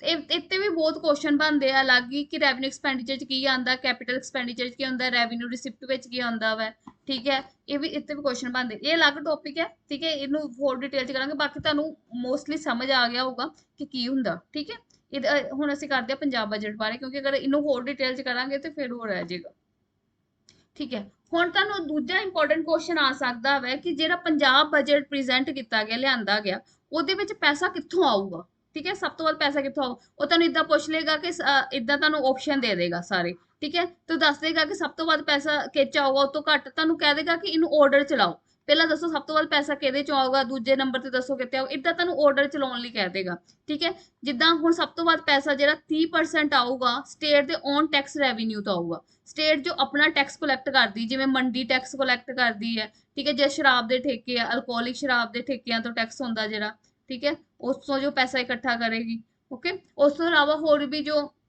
ਸਰਕਾਰ ਜੋ ਸਟੇਟ ਦੇ ਵਿੱਚੋਂ ਟੈਕਸ ਲੈਂਦੀ ਹੈ, ਠੀਕ ਹੈ, ਸਟੇਟ ਦੇ ਵਿੱਚੋਂ ਟੈਕਸ, ਉਹਦੇ ਵਿੱਚੋਂ ਸਭ ਤੋਂ ਵੱਧ ਟੈਕਸ ਆਏਗਾ, ਓਕੇ। ਤੇ ਤੁਹਾਨੂੰ ਇਹ ਕੁਐਸਚਨ ਆਊਗਾ ਕਿ ਪੰਜਾਬ ਬਜਟ ਦੇ ਵਿੱਚ ਦੱਸਿਆ ਗਿਆ ਵਾ ਕਿ ਸਭ ਤੋਂ ਵੱਧ ਪੈਸਾ ਕਿੱਥੋਂ ਆਊਗਾ, ਜੋ ਸਰਕਾਰ ਆਪਣੇ ਸਟੇਟ ਦੇ ਅੰਦਰ ਜੋ ਲਾਏਗੀ, ਜਿਵੇਂ ਜਿੰਨੇ ਵੀ ਟੈਕਸ ਲਾਏਗੀ, ਜਿਵੇਂ ਮੰਡੀ ਟੈਕਸ, ਅਲਕੋਹਲਿਕ ਟੈਕਸ, ਹੋਰ ਵੀ ਜੋ ਟੈਕਸ ਲਾਉਂਦੀ ਹੈ ਸਰਕਾਰ, ਠੀਕ ਹੈ। ਕਾਰਪੋਰੇਟ ਜਿੰਨੀਆਂ ਵੀ ਫੈਕਟਰੀਆਂ ਵਾ ਪੰਜਾਬ ਦੇ ਅੰਡਰ, ਉਹਨਾਂ ਤੇ ਜੋ ਟੈਕਸ ਲੱਗਿਆ, ਉਸ ਤੋਂ ਜੋ ਸਭ ਤੋਂ ਵੱਧ ਪੈਸਾ ਆਊਗਾ। ਤੇ ਜਦ ਕੁਐਸਚਨ ਆਏਗਾ ਤੁਹਾਨੂੰ ਸਭ ਤੋਂ ਵੱਧ ਪੈਸਾ ਕਿੱਥੋਂ ਆਊਗਾ, ਸਟੇਟ ਜਿਹੜੇ ਆਪਣੇ ਟੈਕਸ ਰੈਵਨਿਊ ਲਾਏਗੀ। ਔਰ ਦੂਸਰੇ ਨੰਬਰ ਤੇ 23% ਕਿੱਥੋਂ ਆਏਗਾ, public debt excluding means and advance, ਉਪਾਅ ਦੇ ਕਰਜ਼ੇ ਅਤੇ ਸਾਧਨਾਂ ਨੂੰ ਛੱਡ ਕੇ ਸਰਕਾਰੀ ਰਿਣ। ਠੀਕ ਹੈ, ਇਹਦਾ ਮਤਲਬ ਇਹ ਕੀ ਹੈ ਕਿ ਮਤਲਬ ਹੁਣ ਸਰਕਾਰ ਨੂੰ ਪਤਾ ਵੈ ਕਿ ਮਤਲਬ ਪਬਲਿਕ ਡੈਪਟ ਛੱਡ ਪਬਲਿਕ ਡੈਪਟ ਜੋ ਸਰਕਾਰ ਨੇ ਕਰਜ਼ਾ ਲਿਆ ਉਹਨੂੰ ਛੱਡ ਕੇ। ਠੀਕ ਹੈ, ਹੁਣ ਮੰਨ ਲਓ ਕਿ ਵੇਸ ਐਂਡ ਮੀਨਸ ਦਾ ਮਤਲਬ ਕੀ ਹੈ? ਵੇਸ ਐਂਡ ਮੀਨਸ ਮਤਲਬ ਸਰਕਾਰੀ ਰਿਣ ਦਾ ਮਤਲਬ ਕੀ ਹੈ ਕਿ ਕੋਈ ਮਿਸਮੈਚ ਹੋ ਜਾਂਦਾ ਜੋ ਸਰਕਾਰ ਨੂੰ ਪਤਾ ਕਿ ਮੈਨੂੰ ਇਸ ਚੀਜ਼ ਤੋਂ ਪੈਸਾ ਆਉਣਾ ਚਾਹੀਦਾ ਸੀ। ਜਿਵੇਂ ਐਗਜ਼ਾਮਪਲ ਹੈ ਕਿ ਮੰਡੀ ਟੈਕਸ ਮੰਨ ਲਓ, ਸਰਕਾਰ ਨੂੰ ਪਤਾ ਹੈ ਕਿ ਮੰਡੀ ਟੈਕਸ ਤੋਂ ਮੈਨੂੰ ਇੰਨਾ ਪੈਸਾ ਆਉਣਾ ਚਾਹੀਦਾ ਸੀ ਪਰ ਉਨਾ ਪੈਸਾ ਆਇਆ ਨਹੀਂ, ਘੱਟ ਆਇਆ। ਤੇ ਸਰਕਾਰ ਕੀ ਕਰੇਗੀ? ਚੈੱਕ ਕਰੇਗੀ ਕਿ ਇਹ ਇਦਾਂ ਕਿਉਂ ਹੋਇਆ, ਮਿਸਮੈਚ ਕਿਉਂ ਹੋਇਆ। ਜਿਵੇਂ ਤੁਹਾਨੂੰ ਪਤਾ ਹੋਵੇ ਕਿ ਸਰਕਾਰ ਨੇ ਜਿਹੜੀ ਪੈਨਸ਼ਨ ਹੈ, ਉਹ ਮਤਲਬ ਜਿਹੜੇ ਪੁਰਾਣੇ ਵਿਧਾਇਕ ਸੀ ਉਹਨਾਂ ਦੀ ਪੈਨਸ਼ਨਾਂ ਬੰਦ ਕਰਤੀਆਂ। ਠੀਕ ਹੈ, ਹੁਣ ਉਹ ਤੋਂ ਵੀ ਪੈਸਾ ਆਇਆ, ਉਹਦਾ ਵੀ ਕੀ ਹੈ, ਇਹਦੇ ਵਿੱਚ ਹੀ ਫਾਇਦਾ ਹੋਏਗਾ। ਠੀਕ ਹੈ, ਹੁਣ ਮਤਲਬ ਕਿ ਜਿਹਦਾ ਟੈਕਸ ਦੀ ਚੋਰੀ ਹੁੰਦੀ ਸੀ ਤੇ ਸਰਕਾਰ ਉਪਾਏ ਕਰੇਗੀ ਕਿ ਟੈਕਸ ਕਿੱਦਾਂ ਸਿੱਧਾ ਲੈ ਸਕਦੇ ਹਾਂ ਅਸੀਂ। ਜਾਂ ਫਿਰ ਜਿੱਦਾਂ ਤੁਹਾਨੂੰ ਪਤਾ ਮੀਟਰ ਬਾਹਰ ਲਗਾਤੇ ਆ, ਪਹਿਲਾਂ ਬਿਜਲੀ ਦੀ ਚੋਰੀ ਹੁੰਦੀ ਸੀ। ਹੁਣ ਇਹ ਸਾਰੀ ਚੀਜ਼ਾਂ ਮਤਲਬ ਇਹ ਤੋਂ ਆਊਗਾ ਪੈਸਾ ਕਿ ਸਰਕਾਰ ਚੈੱਕ ਕਰੇਗੀ ਕਿ ਕਿੱਥੋਂ ਕਿੱਥੋਂ ਸਾਨੂੰ ਪੈਸਾ ਆਉਣਾ ਚਾਹੀਦਾ ਸੀ ਪਰ ਆ ਨਹੀਂ ਪਾਉਂਦੇ, ਤੇ ਉਹਦੇ ਲਈ ਉਹ ਸੋਲੂਸ਼ਨ ਕਰੇਗੀ। ਠੀਕ ਹੈ, ਤੇ ਪੈਸਾ ਕਲੈਕਟ ਕਰੇਗੀ। ਇਹ ਉਹਦਾ ਦੂਜਾ ਨੰਬਰ ਹੈ, ਪੈਸਾ ਕਲੈਕਟ ਕਰਨ ਦਾ ਮਤਲਬ ਸਭ ਤੋਂ ਵੱਧ ਪੈਸਾ ਕਿੱਥੋਂ ਆਊਗਾ। ਤੀਜੇ ਨੰਬਰ ਤੇ ਆਏਗਾ ਜਿਹੜੀ ਸੈਂਟਰ ਗ੍ਰਾਂਟ ਦੇਗੀ, ਜੋ ਸੈਂਟਰ ਸਰਕਾਰ ਹੈ, ਠੀਕ ਹੈ, ਉਹਦੇ ਦੁਆਰਾ ਜਿਹੜੀ ਗ੍ਰਾਂਟ ਦਿੱਤੀ ਜਾਏਗੀ। ਠੀਕ ਹੈ, ਗ੍ਰਾਂਟ ਜਿੱਦਾਂ ਮੈਂ ਤੁਹਾਨੂੰ ਪਿੱਛੇ ਕਿਹਾ ਸੀ ਕਿ ਇਹ ਕਿਹਦਾ ਪਾਰਟ ਹੈ? ਰੈਵਨਿਊ ਐਕਸਪੈਂਡੀਚਰ ਦਾ। ਠੀਕ ਹੈ, ਗ੍ਰਾਂਟ ਜਿਹੜੀ ਸੈਂਟਰ ਦੁਆਰਾ ਦਿੱਤੀ ਜਾਏਗੀ। ਓਕੇ, ਉਹ ਜਿਹੜਾ ਮਤਲਬ ਸੈਂਟਰ, ਕਿਉਂਕਿ ਗ੍ਰਾਂਟ ਦਾ ਫਾਇਦਾ ਵੀ ਕੱਲ ਨੂੰ ਦੱਸਣਾ ਹੁੰਦਾ ਕਿ ਕਿੱਥੇ ਕਿੱਥੇ ਲਾਇਆ, ਕੀ ਕੀਤਾ। ਓਕੇ, ਇਹ ਤਿੰਨ ਹੈ। ਬਾਕੀ ਜੇ ਵੇਜ਼ ਐਂਡ ਮੀਨਸ ਮਤਲਬ ਹੋਰ ਕੋਈ ਤਰੀਕੇ ਹੈ, ਜਾਂ ਸੈਂਟਰ ਤੋਂ ਜਿਹੜਾ ਟੈਕਸ ਹੈ, ਸਟੇਟ ਨੋਨ ਟੈਕਸ ਰੈਵਨਿਊ ਲੈਂਦੀ ਹੈ। ਠੀਕ ਹੈ, ਬਾਕੀ ਸਾਰੇ ਤਰੀਕੇ, ਪਹਿਲੇ ਤਿੰਨ ਤਰੀਕੇ ਇਹ ਹੈ। ਓਕੇ, ਕਿ ਆਪਣਾ ਟੈਕਸ ਕਲੈਕਟ ਕਰਕੇ, ਦੂਸਰਾ ਜੋ ਕਰਜ਼ਾ ਸਰਕਾਰ ਲੈਂਦੀ ਹੈ, ਪੰਜਾਬ ਸਰਕਾਰ ਲਏਗੀ, ਉਹਨੂੰ ਛੱਡ ਕੇ ਹੋਰ ਜਿਹੜੇ ਪਬਲਿਕ ਸੈਕਟਰ ਹੈ ਉਹਨਾਂ ਤੋਂ ਕਿੱਦਾਂ ਪੈਸੇ ਆਉਣੇ ਚਾਹੀਦੇ, ਕਿੱਦਾਂ ਅਸੀਂ ਪੈਸੇ ਕਲੈਕਟ ਕਰ ਸਕਦੇ। ਜਿੱਦਾਂ ਇਹਨਾਂ ਨੇ ਕਿਹਾ ਕਿ ਅਸੀਂ ਬਿਜਲੀ ਦੇ ਧਿਆਨ ਦੇਵਾਂਗੇ, ਟ੍ਰੈਫਿਕ ਰੂਲ, ਜਿੱਦਾਂ ਹੋਰ ਬੜੇ ਤਰੀਕੇ। ਹੁਣ ਟ੍ਰੈਫਿਕ ਰੂਲ ਲੋਕ ਫੋਲੋ ਨਹੀਂ ਕਰਦੇ। ਅਗਰ ਸਰਕਾਰ ਰੋਜ਼ ਮਤਲਬ ਉਹਨਾਂ ਤੇ ਫਾਈਨ ਲਾਏ ਤੇ ਟ੍ਰੈਫਿਕ ਰੂਲ ਵੀ ਫੋਲੋ ਹੋਣਗੇ, ਸਰਕਾਰ ਕੋਲ ਪੈਸਾ ਵੀ ਆਏਗਾ। ਤੇ ਬਹੁਤ ਸਾਰੇ ਤਰੀਕੇ ਜਿਹਦੇ ਨਾਲ ਸਰਕਾਰ ਪੈਸਾ ਕਲੈਕਟ ਕਰ ਸਕਦੀ, ਤੇ ਉਹਨਾਂ ਨੇ ਮੈਥਡ ਦੇ ਸੋਚੇ ਹੋਣਗੇ ਕਿੱਦਾਂ ਕਰਨੇ ਆ, ਮਤਲਬ ਅਗਲੇ ਜਿੰਨੇ ਵੀ ਸਾਲਾਂ 'ਚ ਪੈਸੇ ਕਲੈਕਟ ਕਰਨੇ। ਤੀਜਾ ਸੈਂਟਰ ਤੋਂ ਪੈਸਾ ਲੈ ਕੇ। ਓਕੇ, ਉਸ ਤੋਂ ਬਾਅਦ ਠੀਕ ਹੈ, ਇਹੀ ਜੋ ਮੈਥਡ ਹੈ ਉਸ ਤਰੀਕੇ ਨਾਲ ਦੱਸਿਆ ਗਿਆ ਕਿ ਸਭ ਤੋਂ ਪੈਸਾ ਕਲੈਕਟ ਕਰੇਗੀ ਆਪਣਾ ਟੈਕਸ ਰੈਵਨਿਊ ਤੋਂ। ਠੀਕ ਹੈ, ਆਪਣੇ ਸਟੇਟ ਦੇ ਟੈਕਸ ਰੈਵਨਿਊ ਤੋਂ। ਫਿਰ ਉਸ ਤੋਂ ਘੱਟ ਪੈਸਾ ਕਲੈਕਟ ਕਰੇਗੀ, ਠੀਕ ਹੈ, ਜਿਹੜੇ ਨੌਨ ਟੈਕਸ ਜਿਹੜੇ ਆ ਉਹਨਾਂ ਤੋਂ, ਨੌਨ ਟੈਕਸ ਰੈਵਨਿਊ ਤੋਂ। ਠੀਕ ਹੈ, ਔਰ ਸ਼ੇਅਰ ਲਏਗੀ ਸਟੇਟ ਗਵਰਨਮੈਂਟ ਦਾ ਜਿੰਨਾ ਵੀ ਮਤਲਬ ਕਿ ਸੈਂਟਰ ਤੋਂ ਸਰਕਾਰ ਤੋਂ ਜਿਹੜਾ ਗ੍ਰਾਂਟ ਲਏਗੀ। ਠੀਕ ਹੈ, ਗ੍ਰਾਂਟ ਇਨ ਏਡ ਜਿਹੜੀ ਸੈਂਟਰ ਤੋਂ ਲਏਗੀ। ਤੇ ਇਹ ਸਾਰੇ ਤਰੀਕੇ ਹੈ ਕਿ ਕਿਸ ਕਿਸ ਤਰੀਕੇ ਨਾਲ ਪੈਸੇ ਲੈ ਸਕਦੇ, ਕਿ ਆਪਣਾ ਟੈਕਸ ਕਲੈਕਟ ਕਰਕੇ, ਜਿਹੜਾ ਸੈਂਟਰ ਟੈਕਸ ਮਤਲਬ ਜੀਐਸਟੀ ਵਿੱਚ ਜੋ ਸਾਡਾ ਕੰਪਨਸੇਸ਼ਨ ਬਣਦਾ, ਜੀਐਸਟੀ ਵਿੱਚ ਕਿਹਾ ਗਿਆ ਹੈ ਕਿ 5 ਸਾਲ ਜਿਹੜੀ ਹੈ ਕੋਈ ਵੀ ਸਟੇਟ ਨੁਕਸਾਨ ਹੋਏਗਾ ਤਾਂ ਉਹਦਾ 5 ਸਾਲ ਦਾ ਕੰਪਨਸੇਸ਼ਨ ਦੇਗੀ। ਠੀਕ ਹੈ, ਉਹ ਵੀ ਬਹੁਤ ਜ਼ਿਆਦਾ ਪੈਸਾ 1000 ਕਰੋੜ ਵਿੱਚ ਹੈ। ਠੀਕ ਹੈ, ਤੇ ਉਹ ਵੀ ਜਿਹੜਾ ਜੀਐਸਟੀ ਉਹਦੇ ਥਰੂ ਵੀ ਪੈਸਾ ਆਊਗਾ ਸਾਡੇ ਕੋਲ, ਮਤਲਬ ਪੰਜਾਬ ਸਰਕਾਰ ਕੋਲ ਪੈਸਾ ਆਊਗਾ। ਤੇ ਟੈਕਸ ਨੌਨ ਟੈਕਸ ਰੈਵਨਿਊ, ਜਿੱਦਾਂ ਇੱਕ ਤੇ ਉਹ ਟੈਕਸ ਦੇ ਥਰੂ ਪੈਸਾ ਲੈਣਾ, ਇੱਕ ਜਿੱਦਾਂ ਮੈਂ ਕਿਹਾ ਪੈਨਲਟੀ ਲਾਤੀ, ਫੀਸ ਲਾਤੀ। ਠੀਕ ਹੈ, ਮਤਲਬ ਜੁਰਮਾਨੇ ਲਗਾਤੇ, ਉਹ ਤੋਂ ਜਿਹੜਾ ਪੈਸਾ ਕਲੈਕਟ ਹੋਊਗਾ। ਠੀਕ ਹੈ, ਜਿਹੜੀ ਸੈਂਟਰ ਕੋ ਗ੍ਰਾਂਟ ਲੈਗੀ। ਤੇ ਇਹ ਸਾਰੇ ਤਰੀਕੇ ਆ। ਇਹਦੇ ਵਿੱਚ ਸਭ ਤੋਂ ਵੱਧ ਪੈਸਾ ਕਿੱਥੋਂ ਕਲੈਕਟ ਕੀਤਾ ਜਾਏਗਾ? ਆਪਣੇ ਟੈਕਸ ਕਲੈਕਟ ਕਰਕੇ, ਸਟੇਟ ਦੇ ਅੰਡਰ ਜੋ ਟੈਕਸ ਲੱਗਦੇ ਆ ਉਹਨਾਂ ਤੋਂ ਪੈਸਾ ਕਲੈਕਟ ਕਰਕੇ। ਠੀਕ ਹੈ, ਨੈਕਸਟ, ਪੈਸਾ ਜਾਏਗਾ ਕਿੱਥੇ? ਠੀਕ ਹੈ, ਪੈਸਾ ਕਿੱਥੇ ਜਾਏਗਾ? ਸਭ ਤੋਂ ਵੱਧ ਪੈਸਾ ਕਿੱਥੇ ਜਾਏਗਾ? ਸਭ ਤੋਂ ਵੱਧ ਪੈਸਾ ਜਾਏਗਾ ਕਿ ਜਿਹੜੀਆਂ ਹੁਣ ਪੈਨਸ਼ਨਾਂ ਦਿੱਤੀਆਂ ਜਾਣਗੀਆਂ, ਤਨਖਾਹਾਂ ਦਿੱਤੀਆਂ ਜਾਣਗੀਆਂ। ਠੀਕ ਹੈ, ਤਨਖਾਹ ਅਤੇ ਉਜਾਗਰਤਾ ਸਮੇਤ ਸਹਾਇਤ ਗ੍ਰਾਂਟ ਤਨਖਾਹਾਂ। ਠੀਕ ਹੈ, ਗ੍ਰਾਂਟ ਇਨ ਏਡ, ਜਿੰਨੀਆਂ ਵੀ ਮਤਲਬ ਮੰਨ ਲਓ ਜਿੰਨੀਆਂ ਵੀ ਸੈਲਰੀਆਂ ਜਾਣਗੀਆਂ, ਪੈਨਸ਼ਨ ਜਾਣਗੀਆਂ, ਉਹਦੇ ਵਿੱਚ ਸਭ ਤੋਂ ਵੱਧ ਖਰਚਾ ਚੱਲ ਜਾਂਦਾ। ਠੀਕ ਹੈ, ਸਰਕਾਰ ਦਾ। ਉਸ ਤੋਂ ਬਾਅਦ ਉਸ ਤੋਂ ਘੱਟ ਮਤਲਬ repayment of wages and means, ਉਪਾਅ ਅਤੇ ਸਾਧਨ ਪ੍ਰਸ਼ੋਗੀਆਂ ਦੀਆਂ ਅਦਾਇਗੀਆਂ। ਠੀਕ ਹੈ, ਹੁਣ ਸਰਕਾਰ ਨੇ ਜੋ ਵੀ ਕਿਤੇ ਅਲਟਰਨੇਟਿਵ ਤਰੀਕੇ ਨਾਲ ਪੈਸਾ ਲਿਆਊਗਾ। ਠੀਕ ਹੈ, ਉਹਨੂੰ ਚੁਕਾਉਣਾ ਵੀ ਹੈ। ਤਰੀਕੇ ਵੀ ਦੇਖਣੇ ਕਿ ਅਗਰ ਅਸੀਂ ਪੈਸਾ ਮਤਲਬ ਕੋਈ ਜਗ੍ਹਾ ਤੋਂ ਪੈਸਾ ਨਹੀਂ ਆ ਰਿਹਾ, ਆਉਣਾ ਚਾਹੀਦਾ, ਉਹਦੇ ਲਈ ਸਰਕਾਰ ਕੋਈ ਨਵੀਂ ਕਮੇਟੀ ਬਣਾਏਗੀ ਤੇ ਉਹਦਾ ਵੀ ਖਰਚਾ ਦੇਣਾ ਪਏਗਾ। ਕੋਈ ਨਵਾਂ ਸੋਲਿਊਸ਼ਨ ਕੱਢੇਗੀ ਉਹਦਾ, ਤੇ ਉਹਦੇ ਵੀ ਪੈਸੇ ਲੱਗਣਗੇ, ਤੇ ਉਸ ਤੇ ਪੈਸਾ ਲੱਗੇਗਾ। ਠੀਕ ਹੈ, ਉਸ ਤੋਂ ਬਾਅਦ ਜੋ ਸਰਕਾਰ ਇੰਟਰਸਟ ਪੇ ਕਰੇਗੀ, ਹੁਣ ਸਰਕਾਰ ਨੇ ਜੋ ਕਰਜ਼ਾ ਵੀ ਚੱਕਿਆ ਹੋਊਗਾ। ਠੀਕ ਹੈ, ਪੰਜਾਬ ਸਰਕਾਰ ਤੇ 2 ਲੱਖ ਕਰੋੜ ਕਰੀਬ ਦਾ ਕਰਜ਼ਾ ਵਾ। ਠੀਕ ਹੈ, ਹੁਣ ਉਹ ਕਰਜ਼ਾ ਚੁਕਾਉਣਾ ਵਾ, ਉਹਦੇ ਲਈ ਜਿਹੜਾ ਵਿਆਜ ਦੇਣਾ ਪਊਗਾ, ਇੰਟਰਸਟ ਪੇਮੈਂਟ ਦੇਣਾ ਪਊਗਾ, ਉੱਤੇ ਜੋ ਪੈਸੇ ਜਾਣਗੇ। ਠੀਕ ਹੈ, ਤੇ ਪਬਲਿਕ ਡੈਪਟ ਚੁਕਾਉਣ ਦੇ। ਠੀਕ ਹੈ, ਇਹ ਤਰੀਕੇ। ਸਭ ਤੋਂ ਵੱਧ ਯਾਦ ਰੱਖਣਾ ਕਿ ਜੋ ਸਰਕਾਰ ਦਾ ਪੈਸਾ ਜਾਏਗਾ ਉਹ ਪੈਨਸ਼ਨ ਤੇ ਵੇਜਸ ਸੈਲਰੀ ਦੇ ਉੱਤੇ ਜਾਏਗਾ। ਓਕੇ, ਇਹਦੇ ਵਿੱਚ ਵੀ ਸੇਮ ਦੱਸਿਆ ਹੋਇਆ ਕਿ ਸਭ ਤੋਂ ਪਹਿਲਾਂ ਸੈਲਰੀ ਵੇਜਸ ਵਿੱਚ ਜਾਏਗਾ। ਠੀਕ ਹੈ, ਉਸ ਤੋਂ ਬਾਅਦ ਜਾਏਗਾ ਜੋ ਪੈਨਸ਼ਨ ਦਿੱਤੀ, ਜੋ ਅਦਰ ਬੈਨੀਫਿਟ ਪੈਨਸ਼ਨ ਵਗੈਰਾ, 올ਡ ਏਜ ਪੈਨਸ਼ਨ ਹੈ, ਜਿਵੇਂ ਬੇਰੁਜ਼ਗਾਰੀ ਭੱਤਾ, ਇਦਾਂ ਦੀ ਜਿਵੇਂ ਆਟਾ ਸਕੀਮ ਹੈ, ਉਸ ਤੇ ਜੋ ਪੈਸੇ ਜਾਣਗੇ ਉਹਦੇ ਵਿੱਚ ਜਾਏਗਾ। ਠੀਕ ਹੈ, ਇੰਟਰਸਟ ਪੇਮੈਂਟ ਜੋ ਸਰਕਾਰ ਨੇ ਕਰਜ਼ੇ ਲਏ ਆ ਪੰਜਾਬ ਸਰਕਾਰ ਨੇ, ਉਹਦਾ ਜੋ ਵਿਆਜ ਚੁਕਾਏਗੀ ਉੱਤੇ ਪੈਸਾ ਜਾਏਗਾ। ਉਸ ਤੋਂ ਬਾਅਦ ਅਦਰ ਰੈਵਨਿਊ ਐਕਸਪੈਂਡੀਚਰ, ਹੁਣ ਸਰਕਾਰ ਨੇ ਅਲੱਗ-ਅਲੱਗ ਸਰਕਾਰੀ ਡਿਪਾਰਟਮੈਂਟ ਖੋਲੇ ਆ। ਠੀਕ ਹੈ, ਹੁਣ ਉਹ ਮਤਲਬ ਪੈਸਾ ਕਲੈਕਟ ਕਰਦੀ ਹੈ, ਟਰਾਂਸਪੋਰਟ ਦਾ ਖਰਚਾ ਆਉਂਦਾ ਵਾ, ਡਿਪਾਰਟਮੈਂਟ ਦੇ ਅੰਦਰ ਖਰਚੇ ਆਉਂਦੇ ਆ, ਠੀਕ ਹੈ, ਉਹ ਸਾਰਾ ਖਰਚਾ ਇਹਦੇ ਵਿੱਚ ਆਏਗਾ। ਠੀਕ ਹੈ, ਇਹ ਸਾਰੇ ਤਰੀਕੇ ਸੀ ਕਿੱਦਾਂ ਮਤਲਬ ਕਿ ਉਹਨਾਂ ਦੇ ਖਰਚੇ ਹੋਣਗੇ। ਠੀਕ ਹੈ, ਉਸ ਤੋਂ ਬਾਅਦ ਵੈਰੀ ਇੰਪੋਰਟੈਂਟ ਨੈਕਸਟ ਕੁਐਸਚਨ ਹੈ ਕਿ ਇਸ ਵਾਰ ਪੰਜਾਬ ਬਜਟ ਨੇ ਸਭ ਤੋਂ ਵੱਧ ਪੈਸਾ ਕਿੱਥੇ ਲਾਇਆ, ਮਤਲਬ ਕਿੱਥੇ ਸੋਚਿਆ ਕਿ ਅਸੀਂ ਕਿੱਥੇ ਟਾਰਗੇਟ ਕਰਾਂਗੇ। ਸੋਸ਼ਲ ਸਰਵਿਸ ਤੇ 65%, 65% ਪੁੱਛ ਸਕਦੇ ਆ ਕਿ ਸਭ ਤੋਂ ਵੱਧ ਜਿਹੜਾ ਪੈਸਾ ਅਲੋਕੇਟ ਕਰੇਗੀ ਕਿਸ ਸਕੀਮ ਤੇ ਕਿਸ ਯੋਜਨਾ ਤੇ ਕਰੇਗੀ। ਠੀਕ ਹੈ, ਉਹ ਕਰੇਗੀ ਸੋਸ਼ਲ ਸਰਵਿਸ, ਕਿੰਨਾ ਕਰੇਗੀ 65%। ਤੇ ਸੋਸ਼ਲ ਸਰਵਿਸ ਵਿੱਚ ਕੀ ਆ ਜਾਂਦਾ, ਹੈਲਥ ਸੈਕਟਰ ਆ ਜਾਂਦਾ। ਠੀਕ ਹੈ, ਹੈਲਥ ਹਸਪੀਟਲ ਵਗੈਰਾ ਵਧੀਆ ਬਣਾਉਣਗੇ, ਜਿਵੇਂ MBBS ਦੀਆਂ ਸੀਟਾਂ ਵਧਾਈਆਂ ਜਾਣਗੀਆਂ। ਠੀਕ ਹੈ, ਐਜੂਕੇਸ਼ਨ ਤੇ ਕਰੇਗੀ ਕਿ ਵਧੀਆ primary school, secondary education, higher education ਨੂੰ ਵਧੀਆ ਕਰੇਗੀ, ਸਰਕਾਰੀ ਸਕੂਲਾਂ ਨੂੰ ਬੈਟਰ ਕਰੇਗੀ, ਐਜੂਕੇਸ਼ਨ ਤੇ ਖਰਚਾ ਕਰੇਗੀ। ਠੀਕ ਹੈ, ਹੈਲਥ ਤੇ ਐਜੂਕੇਸ਼ਨ ਤੇ ਖਰਚਾ ਜੋ ਹੋਏਗਾ। ਠੀਕ ਹੈ, ਉਸ ਤੋਂ ਇਲਾਵਾ ਐਗਰੀਕਲਚਰ ਤੇ ਜੋ ਖਰਚਾ ਹੋਏਗਾ। ਠੀਕ ਹੈ, ਐਗਰੀਕਲਚਰ ਨਹੀਂ ਲਿਖਾਂਗੇ, ਸੋਸ਼ਲ ਸਰਵਿਸ ਵਿੱਚ ਨਹੀਂ ਆਉਂਦਾ, ਮਤਲਬ ਹੈਲਥ ਐਜੂਕੇਸ਼ਨ ਵਗੈਰਾ ਤੇ ਜੋ ਖਰਚਾ ਆਏਗਾ ਮੇਨ। ਠੀਕ ਹੈ, ਉੱਤੇ 65% ਖਰਚਾ ਕਰੇਗੀ ਕਿ ਸਕੂਲ ਦੇ ਜੋ ਵਿਦਿਅਕ ਅਧਿਆਰੇ ਐਜੂਕੇਸ਼ਨ ਹੈ ਉਹਨਾਂ ਨੂੰ ਵਧੀਆ ਕਰੇਗੀ ਤੇ ਹਸਪੀਟਲਸ ਨੂੰ ਵਧੀਆ ਕਰੇਗੀ। ਓਕੇ, ਉਸ ਤੋਂ ਇਲਾਵਾ ਜੋ ਸਰਕਾਰ ਸਕੀਮਸ ਦਿੰਦੀ ਹੈ, ਠੀਕ ਹੈ, ਗਵਰਨਮੈਂਟ ਸਕੀਮਸ ਨੇ ਬਹੁਤ ਸਾਰੀਆਂ, ਵੈਲਫੇਅਰ ਸਕੀਮਸ ਨੇ ਸਰਕਾਰ ਦੀਆਂ, ਮਤਲਬ ਗਰੀਬ ਲੋਕਾਂ ਦੇ ਲਈ, ਔਰਤਾਂ ਦੇ ਲਈ, ਬਜ਼ੁਰਗਾਂ ਲਈ, ਠੀਕ ਹੈ, ਬੱਚਿਆਂ ਲਈ ਵੈਲਫੇਅਰ ਸਕੀਮ, ਉਸ ਤੇ ਖਰਚਾ ਕਰੇਗੀ। ਠੀਕ ਹੈ, ਸਭ ਤੋਂ ਵੱਧ ਖਰਚਾ ਸੋਸ਼ਲ ਸਰਵਿਸ ਤੇ ਕਰੇਗੀ। ਠੀਕ ਹੈ, ਉਸ ਤੋਂ ਜਿਹੜਾ ਘੱਟ ਖਰਚਾ ਜੋ ਸਰਕਾਰ ਕਰੇਗੀ, ਠੀਕ ਹੈ, 11% એનર્ਜੀ ਤੇ ਹੈ। ਠੀਕ ਹੈ, 9% ਐਗਰੀਕਲਚਰ ਤੇ ਹੈ, ਔਰ ਸੇਮ ਹੀ ਰੂਰਲ ਡਿਵੈਲਪਮੈਂਟ, ਮਤਲਬ ਪਿੰਡਾਂ ਨੂੰ ਪਿੰਡਾਂ ਦਾ ਵਿਕਾਸ ਕਰਨ ਤੇ ਜੋ ਖਰਚਾ ਕਰੇਗੀ, ਔਰ ਖੇਤੀਬਾੜੀ ਤੇ ਖਰਚਾ ਕਰੇਗੀ, ਦੋਵਾਂ ਤੇ 9-9% ਹੈ। ਓਕੇ, એનર્ਜੀ ਟਰਾਂਸਪੋਰਟ ਤੇ ਹੈ 5% ਹੈ ਕਿ ਨਵੀਆਂ ਬੱਸਸ ਲਾਂਚ ਕੀਤੀਆਂ ਜਾਣਗੀਆਂ। ਇਹ ਸਾਰੇ ਸਭ ਤੋਂ ਵੱਧ ਯਾਦ ਰੱਖਣਾ, ਸੋਸ਼ਲ ਸਰਵਿਸ ਤੇ ਸਭ ਤੋਂ ਵੱਧ ਸਰਕਾਰ ਜਿਹੜਾ ਖਰਚਾ ਕਰੇਗੀ। ਓਕੇ, ਜਾਂ ਫਿਰ ਤੁਹਾਨੂੰ ਇੱਦਾਂ ਵੀ ਕੁਐਸਚਨ ਆਉਂਦਾ, ਸਰਕਾਰ ਦਾ ਮੇਨ ਟਾਰਗੇਟ ਵੈਸੇ ਹੈਲਥ ਐਜੂਕੇਸ਼ਨ ਹੈ ਔਰ ਐਗਰੀਕਲਚਰ। ਨੈਕਸਟ ਕੁਐਸਚਨ ਹੈ ਕਿ ਗਵਰਨਮੈਂਟ ਜਿਹੜਾ ਬਜਟ, ਸਰਕਾਰੀ ਬਜਟ ਹੈ, ਇਸ ਦੇ ਕਿੰਨੇ ਭਾਗ ਨੇ, ਠੀਕ ਹੈ, ਕਿੰਨੇ ਪਾਰਟ ਨੇ। ਹੁਣ ਮੈਂ ਪਿੱਛੇ ਤੁਹਾਨੂੰ ਪੜਾਇਆ ਸੀ, ਦੋ ਪਾਰਟ ਨੇ ਇਹਦੇ, ਕੈਪੀਟਲ ਬਜਟ, ਰੈਵਨਿਊ ਬਜਟ। ਠੀਕ ਹੈ, ਪੈਸਾ ਕਿੱਥੋਂ ਆਏਗਾ ਤੇ ਕਿੱਥੇ ਮਤਲਬ ਲਗਾਉਣਾ ਵਾ, ਪੈਸਾ ਰੈਵਨਿਊ ਬਜਟ ਕੇ ਪੈਸਾ ਕਿੱਦਾਂ ਆਏ ਕਿੱਥੋਂ ਆਏਗਾ, ਕੈਪੀਟਲ ਬਜਟ ਕੀ ਮਤਲਬ ਪੈਸਾ ਕਲੈਕਟ ਕਰਕੇ ਕਿੱਦਾਂ ਲਗਾਉਣਾ। ਠੀਕ ਹੈ, ਤੇ ਇਹਦੇ ਦੋ ਹੈ, ਰੇਲਵੇ ਬਜਟ ਨਹੀਂ ਹੈ ਪਾਰਟ, ਪੰਜਾਬ ਰੇਲਵੇ ਬਜਟ ਜਿਹੜਾ ਸੀ, ਠੀਕ ਹੈ, ਰੇਲਵੇ ਬਜਟ ਪਹਿਲਾਂ ਸੀ ਅਲੱਗ ਆਉਂਦਾ ਸੀ ਬ੍ਰਿਟਿਸ਼ ਦੇ ਟਾਈਮ, ਫਿਰ ਉਸ ਤੋਂ ਬਾਅਦ 2016 ਵਿੱਚ, ਠੀਕ ਹੈ, 2016 ਵਿੱਚ ਲਾਸਟ ਰੇਲਵੇ ਬਜਟ ਜਿਹੜੇ ਮਿਨਿਸਟਰ ਨੇ ਪੇਸ਼ ਕੀਤਾ ਹੈ 2016 ਵਿੱਚ, ਸੁਰੇਸ਼ ਪ੍ਰਭੂ ਨੇ ਪੇਸ਼ ਕੀਤਾ ਸੀ। ਠੀਕ ਹੈ, ਉਸ ਤੋਂ ਬਾਅਦ 2017 ਵਿੱਚ ਜਿਹੜਾ ਸੀ ਇਹਨੂੰ ਇਕੱਠਾ ਕਰ ਦਿੱਤਾ ਗਿਆ ਸੀ। ਮਤਲਬ ਹੁਣ ਜਿਹਦਾ ਭਾਰਤ ਬਜਟ ਹੈ ਉਹ ਮਤਲਬ ਰੇਲਵੇ ਬਜਟ ਅਲੱਗ ਨਹੀਂ ਆਏਗਾ, ਵਿੱਚ ਹੀ ਆਊਗਾ। ਠੀਕ ਹੈ, ਜਿਹੜਾ ਇੰਡੀਅਨ ਬਜਟ ਆਊਗਾ ਉਹਦੇ ਵਿੱਚ ਹੀ ਆਏਗਾ। ਓਕੇ, ਬਾਕੀ ਤੁਸੀਂ ਯਾਦ ਰੱਖਣਾ ਦੋ ਕੰਪੋਨੈਂਟ ਕਿਹੜੇ, ਬੇਸਿਕ ਕੁਐਸਚਨ ਹੈ, ਕੈਪੀਟਲ ਬਜਟ ਤੇ ਰੈਵਨਿਊ ਬਜਟ, ਇਹ ਦੋ ਪਾਰਟ ਹੈ ਕਿਸੇ ਭਾਵੇਂ ਭਾਰਤ ਦਾ ਬਜਟ ਹੋਵੇ ਭਾਵੇਂ ਪੰਜਾਬ ਦਾ ਬਜਟ ਹੋਵੇ। ਨੈਕਸਟ ਕੁਐਸਚਨ ਬੇਸਿਕ ਕੁਐਸਚਨ ਹੈ ਕਿ ਜਿਹੜਾ ਭਾਰਤ ਸੰਵਿਧਾਨ ਵਿੱਚ ਬਜਟ ਸ਼ਬਦ ਦਾ ਜ਼ਿਕਰ ਨਹੀਂ ਕੀਤਾ ਗਿਆ, ਸਹੀ ਹੈ ਕਿ ਗਲਤ। ਹਾਂ ਸਹੀ ਹੈ, ਕਿ ਭਾਰਤ ਦਾ ਜਿਹੜਾ ਬਜਟ ਹੈ, ਠੀਕ ਹੈ, ਇਹਦੇ ਭਾਰਤ ਦਾ ਸੰਵਿਧਾਨ ਹੈ, ਸਾਡੇ ਦੇਸ਼ ਦਾ ਜੋ ਸੰਵਿਧਾਨ ਹੈ ਉਹਦੇ ਵਿੱਚ ਬਜਟ ਵਰਡ ਨਹੀਂ ਯੂਜ਼ ਕੀਤਾ ਗਿਆ, ਉਹਦੀ ਜਗ੍ਹਾ ਕਿਹੜਾ ਕਿਹੜੀ ਲਾਈਨ ਯੂਜ਼ ਕੀਤੀ ਗਈ, ਐਨੂਅਲ ਫਾਈਨੈਂਸ਼ੀਅਲ ਸਟੇਟਮੈਂਟ। ਠੀਕ ਹੈ, ਆਰਟੀਕਲ 112 ਦੇ ਤਹਿਤ ਬਜਟ ਲਈ ਵਰਤਿਆ ਜਾਣ ਵਾਲਾ ਸ਼ਬਦ ਹੈ ਸਾਲਾਨਾ ਵਿੱਤੀ ਬਿਆਨ। ਠੀਕ ਹੈ, ਇਸ ਕਰਕੇ ਦੋਨੋਂ ਸਟੇਟਮੈਂਟ ਸਹੀ ਹੈ। तो ਇਹਦੇ ਵਿੱਚ ਇਹ ਯਾਦ ਰੱਖਣਾ ਕਿ ਬਜਟ ਜਿਹੜਾ ਵਰਡ ਹੈ ਉਹ ਸੰਵਿਧਾਨ ਵਿੱਚ ਨਹੀਂ ਵਰਤਿਆ ਗਿਆ, ਭਾਰਤੀ ਸੰਵਿਧਾਨ ਵਿੱਚ, ਉਹਦੀ ਜਗ੍ਹਾ ਐਨੂਅਲ ਫਾਈਨੈਂਸ਼ੀਅਲ ਸਟੇਟਮੈਂਟ ਵਰਡ ਜਿਹੜਾ ਯੂਜ਼ ਕੀਤਾ ਗਿਆ, ਔਰ ਇਹ ਕੁਐਸਚਨ ਐਗਜ਼ਾਮ ਵਿੱਚ ਕਈ ਵਾਰੀ ਆ ਚੁੱਕਾ। ਤੇ ਬਜਟ ਕਿਹੜੇ ਆਰਟੀਕਲ ਦੇ ਅੰਡਰ ਹੈ, 112 ਆਰਟੀਕਲ ਦੇ ਅੰਡਰ ਹੈ। ਠੀਕ ਹੈ, ਜੋ ਬਜਟ ਹੈ ਜਾਂ ਐਨੂਅਲ ਫਾਈਨੈਂਸ਼ੀਅਲ ਸਟੇਟਮੈਂਟ ਕੀ ਦੱਸਦਾ ਹੈ ਕਿ ਸਾਡੀ ਇਨਕਮ ਕਿੰਨੀ ਹੋਈ, ਰੈਵਨਿਊ ਕਿੰਨਾ ਆਇਆ ਸਾਡਾ, ਤੇ ਐਕਸਪੈਂਡੀਚਰ ਖਰਚਾ ਕਿੰਨਾ ਹੋਇਆ, ਪਿਛਲੇ ਸਾਲ ਦਾ ਕਿੰਨਾ ਮਤਲਬ ਕਿੰਨਾ ਫਰਕ ਪਿਆ, ਅਗਲੇ ਸਾਲ ਤੱਕ ਕਿੰਨਾ ਰੈਵਨਿਊ ਆਏਗਾ ਜਾਂ ਖਰਚਾ ਕਰਾਂਗੇ ਅਸੀਂ। ਠੀਕ ਹੈ, ਇਹਦੇ ਬਾਰੇ ਦੱਸੋ। ਤੇ ਇਹਦੇ ਵਿੱਚ ਦੋਨੋਂ ਸਟੇਟਮੈਂਟ ਸਹੀ ਹੈ, ਬੋਥ ਆਰ ਕਰੈਕਟ।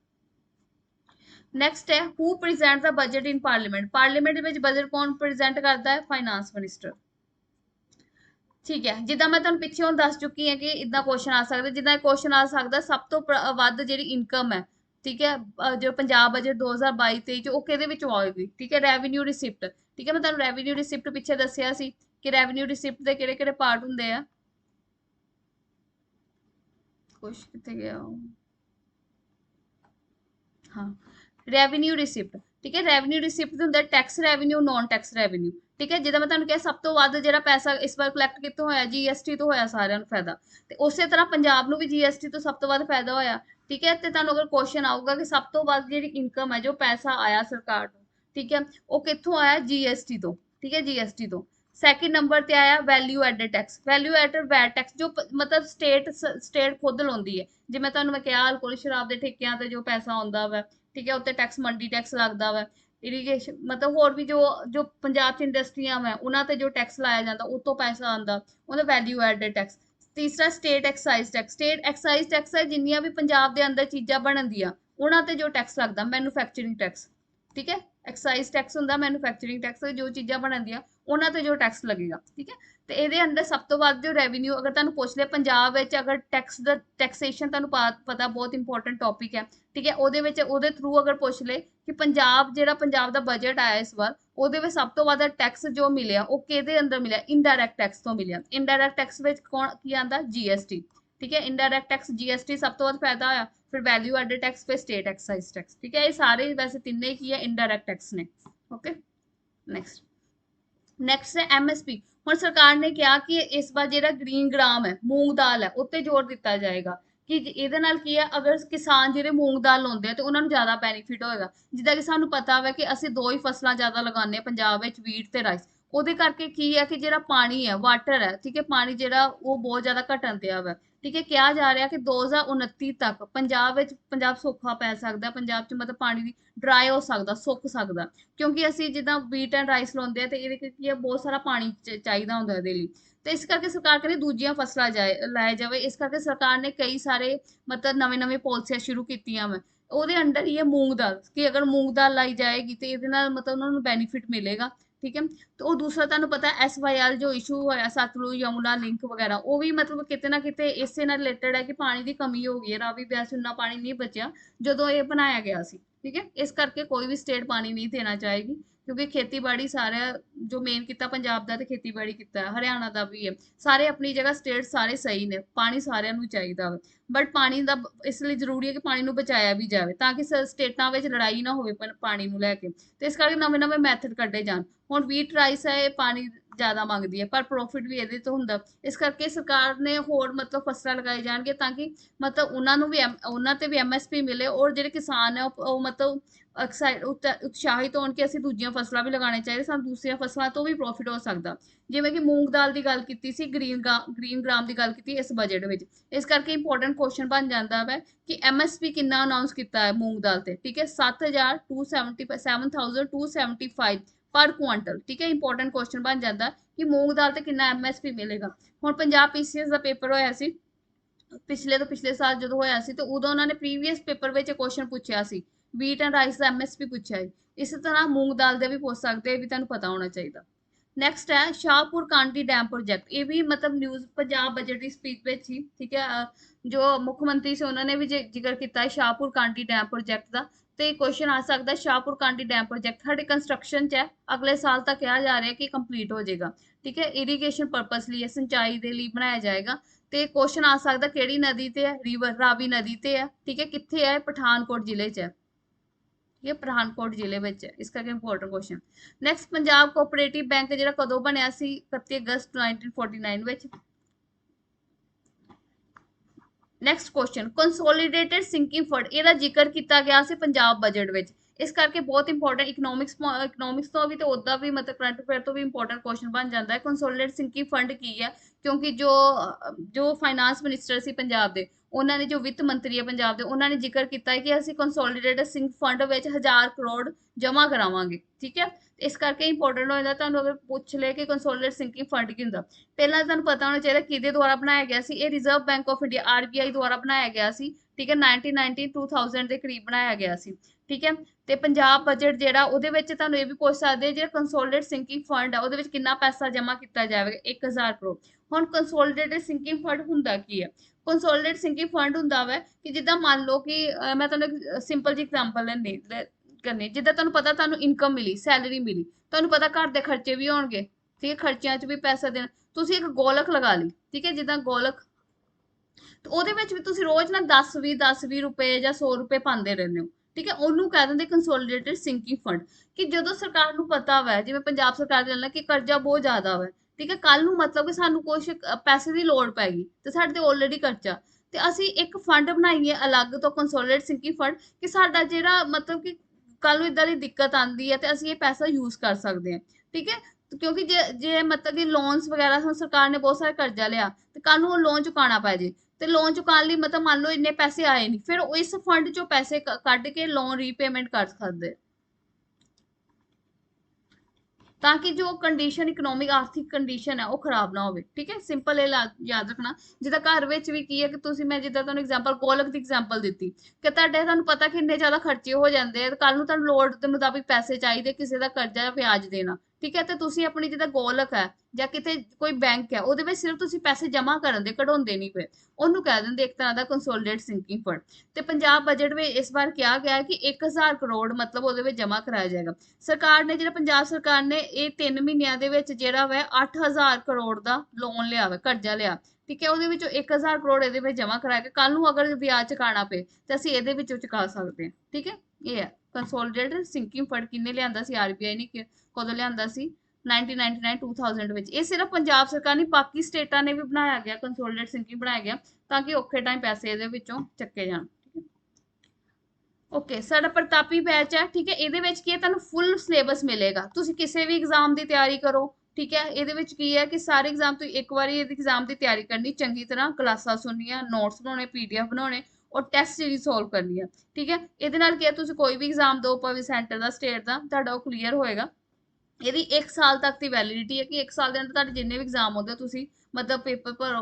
ਫਿਰ ਤੁਹਾਨੂੰ ਇਹ ਨਹੀਂ ਹੋਊਗਾ ਕਿ ਮੈਂ ਇਹ ਸਬਜੈਕਟ ਮੇਰਾ ਵੀਕ ਹੈ, ਮੈਥ ਰੀਜ਼ਨਿੰਗ ਵੀਕ ਹੈ ਜਾਂ ਜੀਐਸ ਵੀਕ ਹੈ, ਮੈਂ ਕਿੱਦਾਂ ਤਿਆਰੀ ਕਰਾਂ। ਠੀਕ ਹੈ, ਤਾਂ 1 ਸਾਲ ਦਾ ਜਿਹੜਾ ਪ੍ਰਤਾਪੀ ਬੈਚ ਹੈ ਕੋਰਸ ਹੈ, ਜਿਹਦੇ ਵਿੱਚ ਕੀ ਹੈ ਕਿ ਤੁਸੀਂ ਕੋਈ ਵੀ ਐਗਜ਼ਾਮ ਦੀ ਫਿਰ ਵਧੀਆ, ਮਤਲਬ ਤੁਹਾਨੂੰ ਇਹ ਨਹੀਂ ਕਿ ਅਲੱਗ-ਅਲੱਗ ਕੋਰਸ ਖਰੀਦਣੇ ਪੈਣਗੇ, ਇੱਕ ਹੀ ਕੋਰਸ ਵਿੱਚ ਤੁਸੀਂ ਵਧੀਆ ਤਿਆਰੀ ਕਰ ਸਕਦੇ ਹੋ। ਠੀਕ ਹੈ, ਇਹ ਬਾਕੀ ਅਗਰ ਕੋਈ ਡਾਊਟ ਹੈ ਤੇ ਸਾਡੇ ਨੰਬਰ ਹੈ, ਤੁਸੀਂ ਇਹਨਾਂ ਨੰਬਰਾਂ ਤੇ ਕਾਲ ਕਰ ਸਕਦੇ ਹੋ। ਓਕੇ, ਨੈਕਸਟ ਜੋ ਕੁਐਸਚਨਸ ਹੈ, ਠੀਕ ਹੈ, ਅੱਗੇ ਵੀ ਅਸੀਂ ਪੰਜਾਬ ਬਜਟ ਦੇ ਜਿਹੜੇ ਬਾਕੀ ਕੁਐਸਚਨ ਹੈ ਨੈਕਸਟ ਕਲਾਸ ਵਿੱਚ ਕਰਾਂਗੇ। ਠੀਕ ਹੈ, ਕੋਈ ਵੀ ਡਾਊਟ ਹੈ, ਠੀਕ ਹੈ, ਤੁਸੀਂ ਪੁੱਛ ਸਕਦੇ ਹੋ। ਨੈਕਸਟ ਕਲਾਸ ਅਸੀਂ ਕਰਾਂਗੇ ਕਿਉਂਕਿ ਟਾਈਮਿੰਗ ਲਿਮਿਟ ਹੈ। ਠੀਕ ਹੈ, ਇੰਨਾ ਤੁਸੀਂ ਰਿਵਾਈਜ਼ ਕਰੋ, ਨੈਕਸਟ ਅੱਗੇ ਬਾਕੀ ਕੁਐਸਚਨ ਅਸੀਂ ਕਰਾਂਗੇ। Thank you so much.